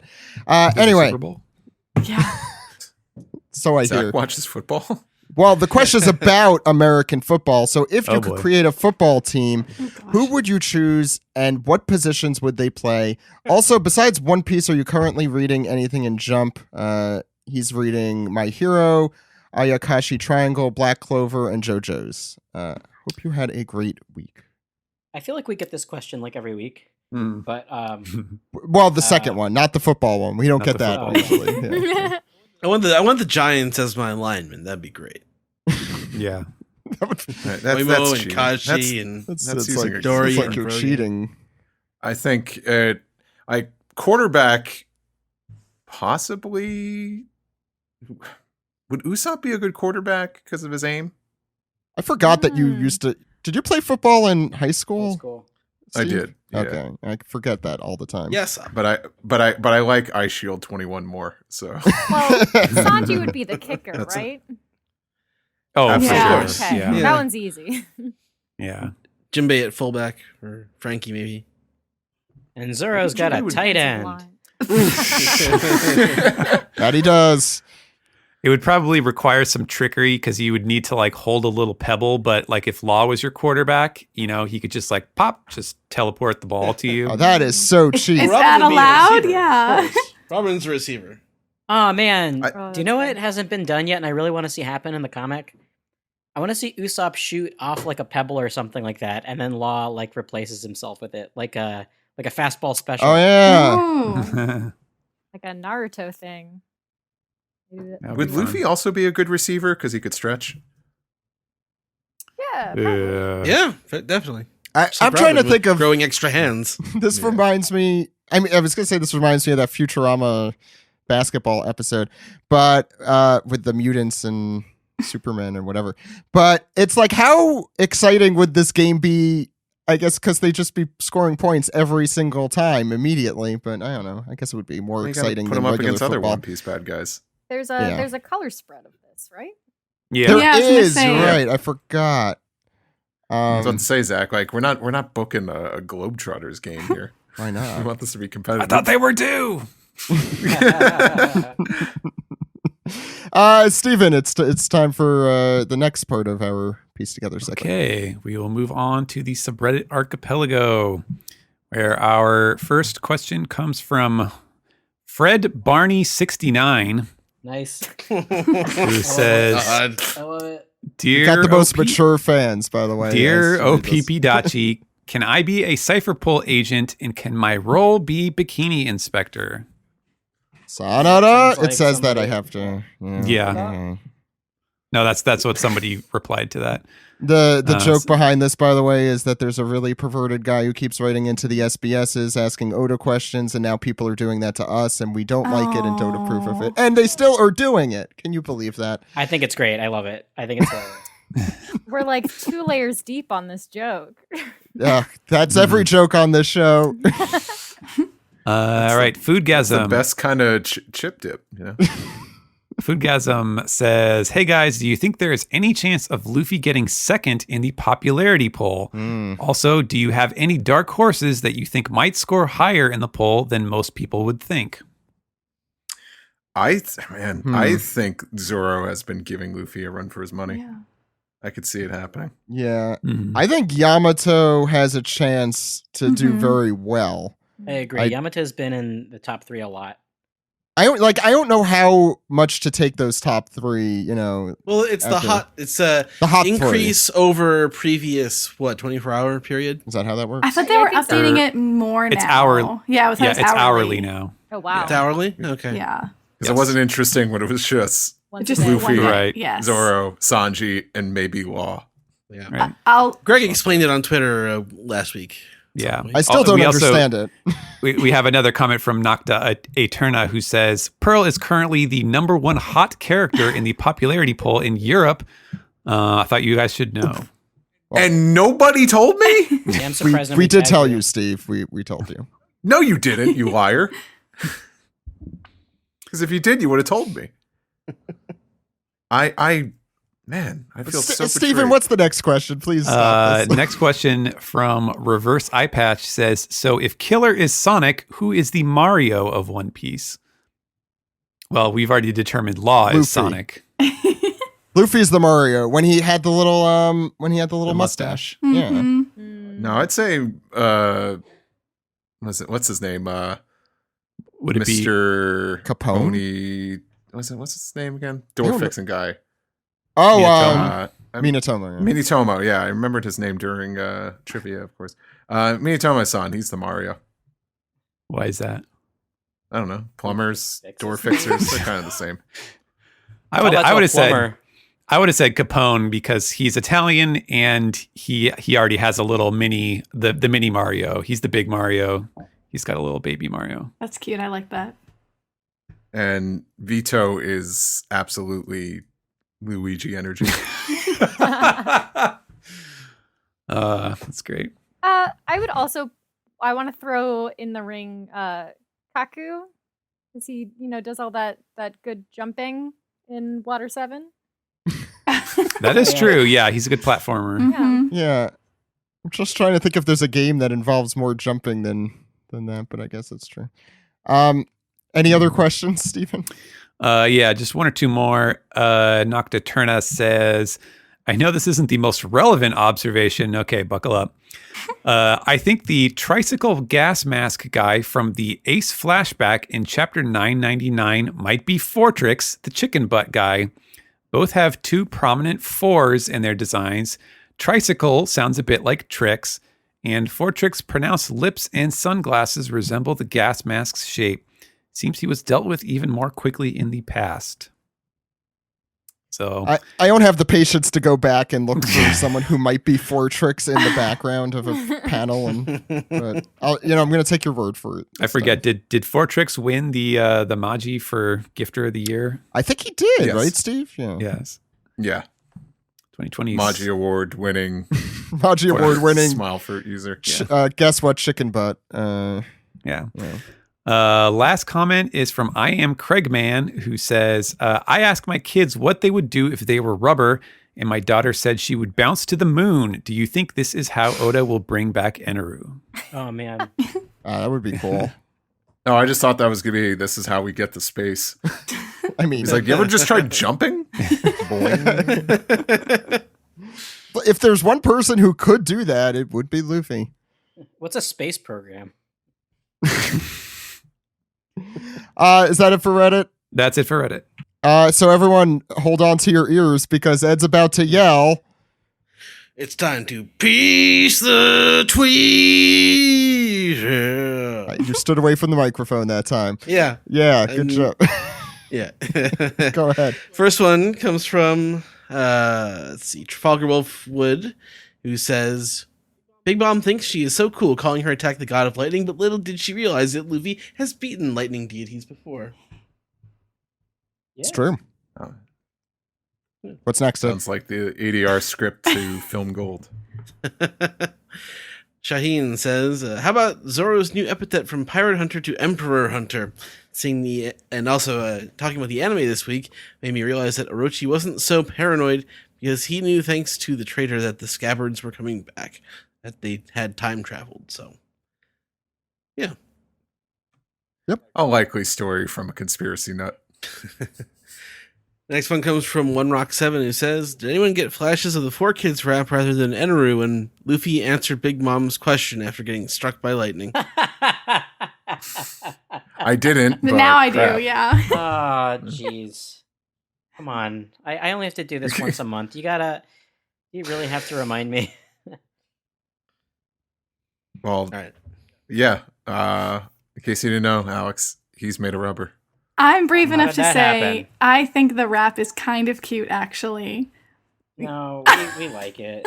We like it. That's their favorite part about It's fine. the Four Kids dub. And to be Fine. fair, it's the best part about the Four It's Kids the best dub. music by far in any of the Four Kids anything. Oh god, the music is so bad in that show. Do they change the music? All in of the- it. Oh. They change a lot of things. They change the everything. BGM is completely replaced. To find out more, listen to us on Patreon. Yeah, there's your plug. Send you the episodes if you really want to suffer through them suffering through it. It's funny. Next one comes from Illustrate Mo, who says, hey, OPP, anyone else not satisfied with Guts being the reason why Luffy survived the blast breath? No. I mean, well, some people do ask this question from time to time, but it was sort of settled back in the day with the instinct thing. It's like sometimes Luffy is just that cool. I think it's just perfectly Luffy, so I think it's okay. I think if it was anyone else, I'd have a problem, but since it's Luffy, Yeah. I'm fine with it. Yeah. 100%. What if it was Chopper? Force of will. Imagine the person who would do, or Usopp. It was instinct. could- That's how I got through that.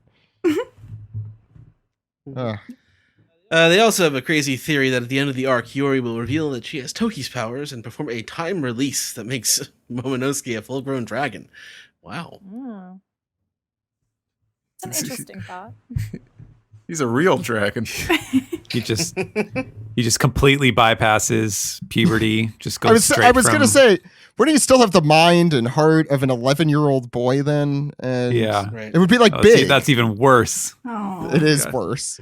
It would be No like one wants Big, to be yeah. stuck as a prepubescent boy for their whole life, at least mentally. and Prepubescent physically. man.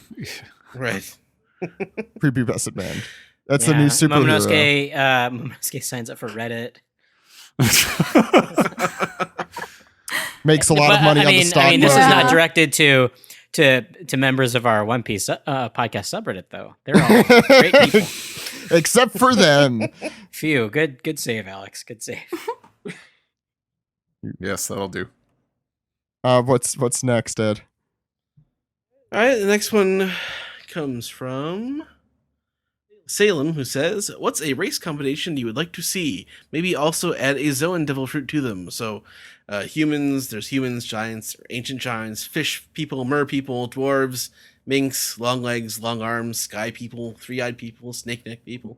Well, thank you for that suggestion, Salem. How about talking cat people? In the D&D biz, we call them tabaxi. What? Really? Yeah. That's a joke for several listeners, probably. No, Tabaxi are cool. Just, Is this a Cats reference? No, tabaxi is the race in D&D that's basically anthropomorphized. God, I wasn't even people. doing that Okay. either. It's, What would happen with like a merfolk and long legs? Just Yeah. a It's really, like a really long tail. thing. Yeah. you kind of Double jointed. circle back around to being like a snake person. Yeah. the frog people. That would be That's all I want. I just want people to be able to jump real good. We discussed this back the in Zoe, moon. but The idea- Yeah. We discussed this back on Zoe, but the idea of having just an island full of reptiles, or reptile people instead of like minks or mammalian people. Yeah. The Fishman Island is fish people. Why don't we get Yeah, Reptody Jones? One Piece has One Piece has a carrot. Why can't we have a Tsuyu? Why can't we have a Froppy? Yep. I mean, we have Kawamatsu, and he is the closest, I think. That's Tori, true, right? Yeah. To a frog man. He's a kappa-ish man. And he's great. He has an amazing sword. What's next, Ed? All right, last one comes from Kaku for Cocoa Puffs, who says, Of course it does. here's a quick portmanteau d'Ace. It's a website used by the Supreme Commander of the Animal Kingdom Pirates for sending exclusive photos to his most loyal followers. You have to say that again. So Ed is playing a game. It's where you take two words and put them together through both of the clues. Wait, what's it? Say it one more time. Repeat it again, Ed. Yeah. All right. So this is a website used by the Supreme Commander of the Animal Kingdom Pirates for sending exclusive photos to his most loyal followers. That would be a Kite OnlyFans. Yes. Oh, Okay. Oh my God. I knew it was OnlyFans. I was like, what's the other one? I knew it was Kaido, and that's it. Yeah. I knew it was OnlyFans. Okay, so is that the... I think that's it for Twitter. Yeah. Let's round off and do a little bit of trivia. All right.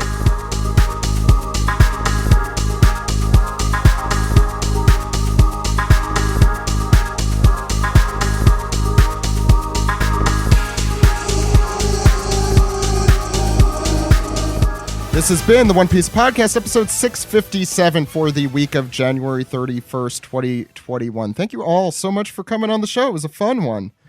I promised, Vero, that I would ask you some more questions, and I'll do that in our trivia segment as well. But where can people find you and all the great things that you do? You can find me basically everywhere at Ginkgo Crown, like ginkgo, like the leaf, and then crown, like the thing you wear on your head. Except on Twitch, there's an underscore between the two of them. But yeah. How dare they? With the underscore. Tori, where could people find you? You can find me on Twitter at ToriWink, TORIE, and then wink like the thing I can't do. Yeah, and that's where I am most of the time, so just find me on Twitter. Steven. You may follow me on Twitter at Translatosaurus, and you can read One Piece most weeks on the Viz Shonen Jump app or on Manga Plus. It's both the same thing. My other series ended. There's no more Our Blood Oath, so and I didn't get one of the new ones, so it'll be a little while before I have a second series in Jump. So for now, you could just read One Piece. And what if people want to follow your cat Simba on... You can follow me on Twitter at Translatosaurus. Okay. Just making sure. Steve, where could people find you? You could find me on Twitter, Instagram, Steve Yurko, is just my name, and steveyurko.com. Alex. I'm on Twitter at dude exclamation, all one word. You can also listen to me every week on Toho Yaro, a Japanese film club podcast that I do with Jerry Weser and V. Our most recent episode is Youth of the Beast, and we've got 13 Assassins coming up, so check us out wherever podcasts are free. I'm also on Super Art Fight, twitch.tv/Super Art Fight. Every Saturday for the next month, we're doing a tournament. I will be on this Saturday. Please watch. I believe it's at 8 o'clock. But you can follow at Super Art Fight on Twitter to get updates. Speaking of Twitter, you can also check out at Weeb Simpsons, which is my shitpost account. Please enjoy the backlog and an occasional new entry from me whenever I feel like it. Yeah, thank you, Alex. Ed, where could the good people out there contact us? Well, you are Zach_Logan on Twitter. I am Edward E. One Piece. You can also find me at Weeb Trailers. Podcasts can be found at onepiecepodcast.com, twitter.com, youtube.com, and facebook.com/onepiecepodcast. onepiecepodcast@gmail.com is our email address. Please support us, patreon.com/onepiecepodcast. You can subscribe on SoundCloud, subscribe on Spotify, subscribe on iHeartRadio, subscribe, rate, and review on Apple Podcasts, or call us on our phone number, Zach. That phone number is 347-497-MAJI. That number again, 347-497-6254. Call anytime Anytime. with your questions, comments, theories, or why you should never call him Deuce Kickalo. Worst joke we've ever told on this show. So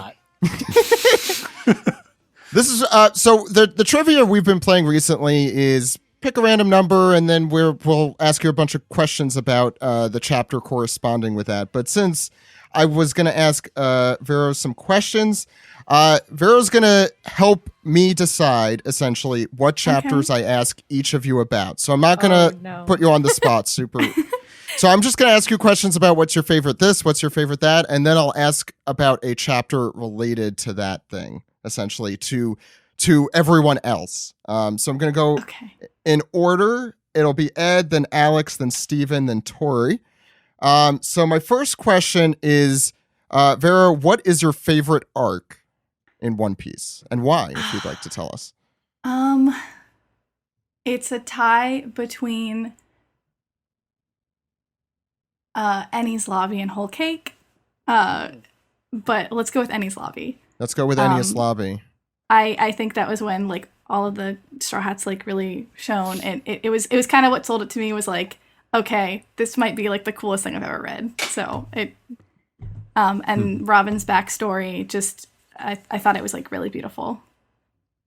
Perfect. So I'm going to ask a question about chapter 394, The Demons of Ohara, to Ed. So just give me the title. How nice. I know, I just gave you the title. And the first question about it is, this chapter includes one of my favorite color spreads. And it features the main character of this chapter. Which color spread is it? Is this the one with Luffy, Usopp, and Robin in like old-timey Japanese garb? Nope. No. Oh, okay. That was earlier, wasn't it? Yeah, that was before. Steven, you sound like you know it. That was the cover page where he wrote like Shibaraku, which means like it'll be a while, and then it was before they all split up. So it was after Skypiea or something like that. This one is I think a favorite of the podcast. It's the one where they're in the ruins with Robin and Luffy standing on top of the tiger with Chopper, and the sun is shining through the leaves. It's a very good light, very good one. Yeah, that is one of my favorites. Okay. Okay, this is Ed. Question number 2. This chapter has one of the most oft quoted lines that we talk about on this podcast. Which is it? Oh boy. Are you my mother? No, not that one. Rio talk about that all the time on the One Piece podcast. If he did, you'd be waterlogged. This is the one where he. It's gotta be the name of the ancient kingdom, right? Oh, you know what? You know what? I'm wrong. Someone else is getting shot here, not Clover. Well, but I'll ask you this: another person gets shot in this chapter. Who is it? Okay. Because I was wrong. I could take off a point Is it for myself. Olvia? It is Olvia. Yeah, okay. All right. Okay, so that was question 2 because I messed that one up. I'll do 3 questions per person, so this doesn't take all day because I can't ask you the normal stuff. Okay, so one more question about this chapter. Oh, Spandine has a special transponder snail here with something on his face. What's on it? Oh boy. Something written on its face. I don't know. Justice? No, the number 9. Oh, okay. Simpler than you think. Okay, that's it. Ed got a point. Alex is going to be next. Thank you. But I'll ask Vero a question. Who has been your favorite non-Straw Hat character in One Piece? Who's my favorite non-Straw Hat? Oh goodness. I'm gonna say Yamato. Yamato. Yamato. So that means Alex again is going to get a question about the most recent chapters here. Oh, damn, it's like 3 weeks in a row.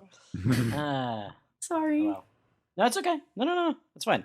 But I just have to find one with Yamato. Oh, you know what? This is actually a perfect chapter. We're going to talk about chapter 971. This chapter is doesn't have Yamato in it, but is an extremely important moment for him. So I will ask you, what happens in this chapter? Wait, can you repeat that? Chapter 971 doesn't have Yamato in it, but it is an extremely pivotal moment for him nonetheless. Which chapter is it? Okay, this is the chapter where Odin dies. No, it's where Odin is sentenced to boil, not where he actually It's the dies. same fucking thing. That's It's the douchiest question I've ever asked in my life. 100%. Okay. Hate you. All right, next question about this chapter. Yamato sorry, I'm just trying to figure out, this is tougher on the fly here.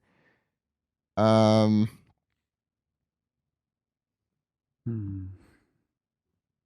sec, sorry.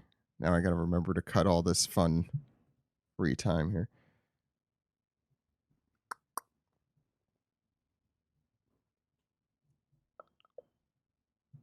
Fun free time. Sorry. Most of this chapter takes place in how long? And how much time? Wait, what? And how much actual time does the majority of this chapter take place in? 1 hour? 4 minutes is the answer. Being really evil here. Well, it's a recent chapter. It's harder to come up with stuff for. Okay, our last chapter. My last question will be: this is the reason Orochi took the Shogun's throne, according to him. According to Orochi, at what point? In this chapter. As revenge for the Kurozumi clan. Yes. You got that Yeah, one. duh. There you go. I tried to give you an easier one. To avenge the Kurozumi clan. Sorry, you do not. Kill you. I do feel like I haven't learned my lesson at this point. I should just reread all of Wano. Yes, that is the every week to be prepared for trivia. Yeah. Because I think without fail, you have gotten a Wano question, I think, for like the last 4 weeks we've been doing this. Yes. Yeah.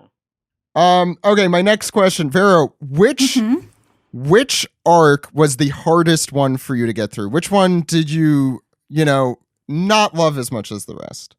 Okay. I'm stuck between two. I'm gonna say Fishman. I'm gonna go with Fishman. That's a good one. Is there like a specific part of Fishman Island that was like tough? Anything that happened that Sanji did for the most part. Yeah, okay. Good answer. Good answer. Very valid. So let's find a chapter where it's all that. So this is for Steven. Okay. All right, I'll do this chapter here. There's not much Sanji, but there's still a lot of fun stuff here. Let's do chapter 610. Madam Charlie Fortune Teller is the title of this one. Speaking of awful things we don't want to remember related to Sanji. So let's start with that. These are the names of the twin pirates who donated their blood to Sanji. Oh, that would be Splash and Splatta. You're correct. Holy crap. It's a little weird that you remember that. This is the type of fishman pirate that Hyozu is. Or the type of fish Hyozu is. Oh, man. It's going to be some kind of species of octopus.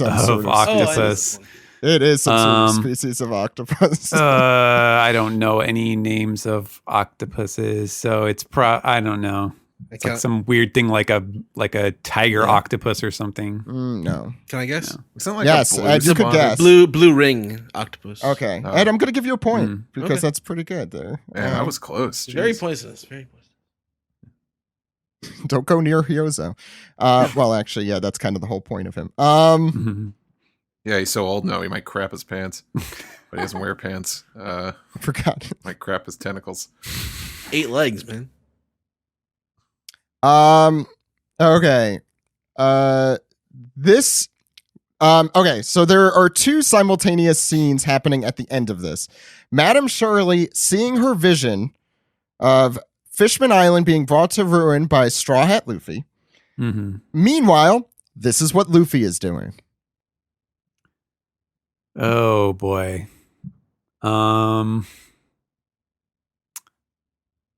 Brought to ruin. He's in a completely different place doing completely different things place, as she is overcome with emotion about this. Right. Of course, that's the part that I remember, but not the other part. Is No, it's Luffy, because it's so mundane. That's yeah. Is he like eating food at like Kamie's house or something like that? No, he's taking the water taxi and enjoying the view of What the of Fishfully No, the Hills. correct answer was he was breathing. He was breathing. He was existing. What was he doing? Like, he was just being is the answer. He was just being. He was living his life. No, it's Blank the expression cosmic. on his Is the dissonance here is that he's having a lot of fun looking around Fishman Island in the water taxi with the fish while Madame Charlie was going insane. Okay. Yes. The next question. What is your favorite besides Robin's, which we've already done? What is your favorite flashback in the series? Oh gosh. Okay, give me a second. Yeah, no, you get as much time as you'd like. I'm so sorry. I was like, well, I would have said Robin's, but honestly, I hate to bring it back around. I think the flashback where we get to see Roger and Whitebeard is super cool to me. So I'm gonna pick that one if I can't pick All right. Robin's. Well, so this one's gonna be Tori's. So Okay. it won't be as mean as I've been to everyone else, which is extremely. Thank you. Apologies, Stephen and Alex in This particular. is the meeting of the Dilfs, right? Like in Exactly. Wano? Okay. That was well. You already named the title of the chapter. That was the title of the chapter. How did you know? 1 point already. What can I say? I'm just trying to find that chapter. Okay, so not this one. It's the one right before this. Sorry. No. I'm gonna have to do editing this week. I hate that. Okay, this chapter, titled Roger's Adventure, chapter 967, features an interesting color spread. What's the color spread? I'm trying to remember what was happening around the time that this chapter came out. Is it? I feel like you need like just a little hint. I'm trying Okay. to Like think, like something. It features some non-Straw Hat characters on it. Ooh, I know what it is. oh no, it's got to be one of those like crossover ones with another series. I'm just gonna do a just guess. wild card and just Please. do I'll just say My Hero. No, No. although that would be cool. Yeah. It's the creepiest color spread ever with the It's the Oh, it's Maji award winning. Is it color spread. the boy band? band? yes. No, ding. I'll give it The to you. second you since said did get it. creepy, I just was said like, oh my God. creepiest. Yeah. Yeah, that accompanies the most epic chapter of One Piece. This chapter this chapter starts with the Roger pirates landing on this familiar island. This is where we enter the chapter. Yeah. I can picture it because it's Roger holding up the guy, and it's when he's got his full chest out. Yeah. You remember the I can important picture it in my parts. mind's eye. But I have Wow. I was a little distracted, so I have absolutely no clue what Well, happened. so the one with his full chest out was in a different flashback prominently. I'll put it that way.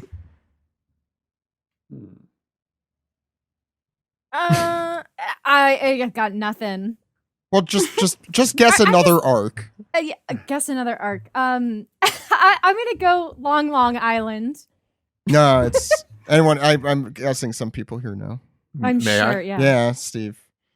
Is it Water 7? It is Water 7.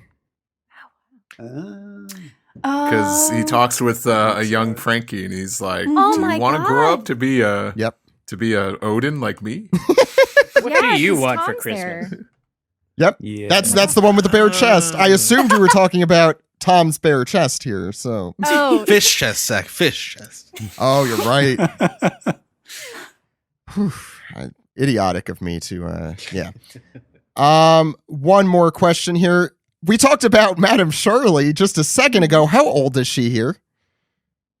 she's very young in this one. I want to say. Yes. She 7. Younger than that. Younger than seven. Yeah. 4. No. She's 3 years 5. old. I'm this many years old. Yeah, she puts up her hands when Oh, when wow. Roger asks, remember? I think Ed did a whole thing about it. I'll give you a bonus question. This character, one of our favorite named characters in the entire series shows up here. The head of Zoe at the time. What is his name? Oh my gosh. This chapter has so many good things I can Yeah, say about. That's the this problem. kind of blowing my mind. I'm like, what? This is all in one chapter. He's a sheep. That's He is your a sheep. hint. That's the big hint that Stephen gave you. the big hint. I'm sorry. I've got nothing. I'm trying to think of like a Baba black sheep pun of some sort. Oh, you're so close. You're so close. Really? Yes. Kind of. Heart's half of it. Yeah. Barbara. I don't know. That'd be good. I Oh, like man. that. You should have went with that. Bar, the Roger Pirates are here. or a bar. Babar. Babar. Oh, that would have been great too. Yeah. Wait, what's the answer, Stephen? The answer is Duke Genghis Khan. Oh. Genghis. Okay. This is the last question. This one's for Vero, obviously, but Steve will be the one answering this. Vero, who is your favorite villain in One Piece? Big Mom. Oh, good answer. That was a great answer. Big Mom's great. So let's get into some Big Mom territory here. Oh, you mean Toto? Make them really hard. I will just because Alex told me to. Wow, way to be the other crab in the bucket dragging me down. Hey, you What is- win like every week. Because I'm good. Well, if you're so good, then Zach, ramp up that difficulty Yes. to the hottest hot sauce that Idris Elba can. If you want to complain, get on my The level last first. stab. Wow, you are talking some game right now. He's just Man. bitter Sorry, because your Bernie Sanders tweet was so much better than his. Sorry. I heard that in Sound Euphonium, and I'm like, oh, I gotta use that sometime. All right, I'm gonna ask you all about one of my favorite chapters, One Piece chapter 867. What number birthday is being celebrated in this chapter? Prick. I pumped it up. I pumped up the difficulty as high as I can. Can I have the chapter number again? 867. Which I got to read this arc again, by the way. Is I it forgot. Charlotte Lindland's? I'm not asking you whose birthday it is. I'm asking you how old they're turning. Oh, okay. So, but it is Charlotte Lindland. I'm not answering your question because I turned up the difficulty as high as it goes. I'm gonna say 8. No, the answer was 6. Oh. Ooh, that was a hard one. Spicy. Okay. Next. There's a lot I could ask about here. This is what the fire's name is in this chapter. Oh, because it's not Prometheus, is it? I again cannot answer that because I have pumped up the difficulty to the heart. Name of the fire, because it's something. It's got to be something Norse. Oh, jeez. That's a tough one. Something like Hingdadingadurgan or something. Oh, absolutely Hingdadingadurgan. How did you know? Norse. Prometheus isn't Norse. Prometheus is Greek. No. And it's another Greek thing. It is another Greek thing. Yeah. It's Apollo. It's not Apollo. Helios. No, it's not Helios. Then Well, what first could it of all- possibly be? It's Zach, what's the answer? Pandora. What? Okay, because we are in Big Mom's flashback, right? I can't answer can't that question. Wait, if you just said celebrating Big Mom's birthday, it's obviously Big Mom's flashback. Because then he asked, "Oh, what's the fire?" That's not Prometheus, and I'm like, I guess we're in Big Mom's flashback, because that's obviously the thing that Captain What's her name. This is the last. Stevie's using deduction here. This is why he's so good at this trivia. This is my last super hard question for Steve. If only he could get any answers correct this game. Well, the reason why the reason why I guess it was maybe something Norse is because we were still on Elbaf. So No, I get what you're saying, but the point being Prometheus, I there's didn't a say naming Prometheus. convention. I didn't say Prometheus was Norse. Okay. The Holy Mother here has been in the kid selling business for this long. You mean Mother Carmel? I can't answer that. There's plenty of other holy mothers selling children. in Mother this series. Carmel has been in the kid selling business for this long. Okay. Oh. Arbitrary numbers. Those are the hardest questions I could ask. 42? No, the answer's 50. Oh, rats. That was my second guess. Here's a bonus question. After the Navy and I, meaning Mother Carmel, arranged that little stunt this many years ago with John Giant, how many years ago did she get John Giant to be recruited here? Jesus. This one's much harder than 50. But it has to be less than 50. That's a big hint. 22. 37 was the answer. In a row? Of course. So Ed is our winner today. What? And obviously that was back when Zach had more patience. Years ago. Thank you all for coming on. That It felt chapter like years ago. That chapter, by the way, was Happy Birthday. I love that flashback. It's a very Happy good birthday, flashback. Big.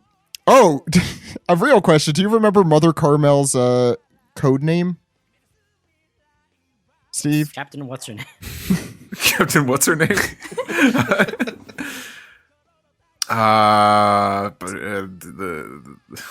Giving you a lot of extra chances to get points here. The dealer. Mountain Hag. Her name is Mountain Ed as the Hag. winner, though.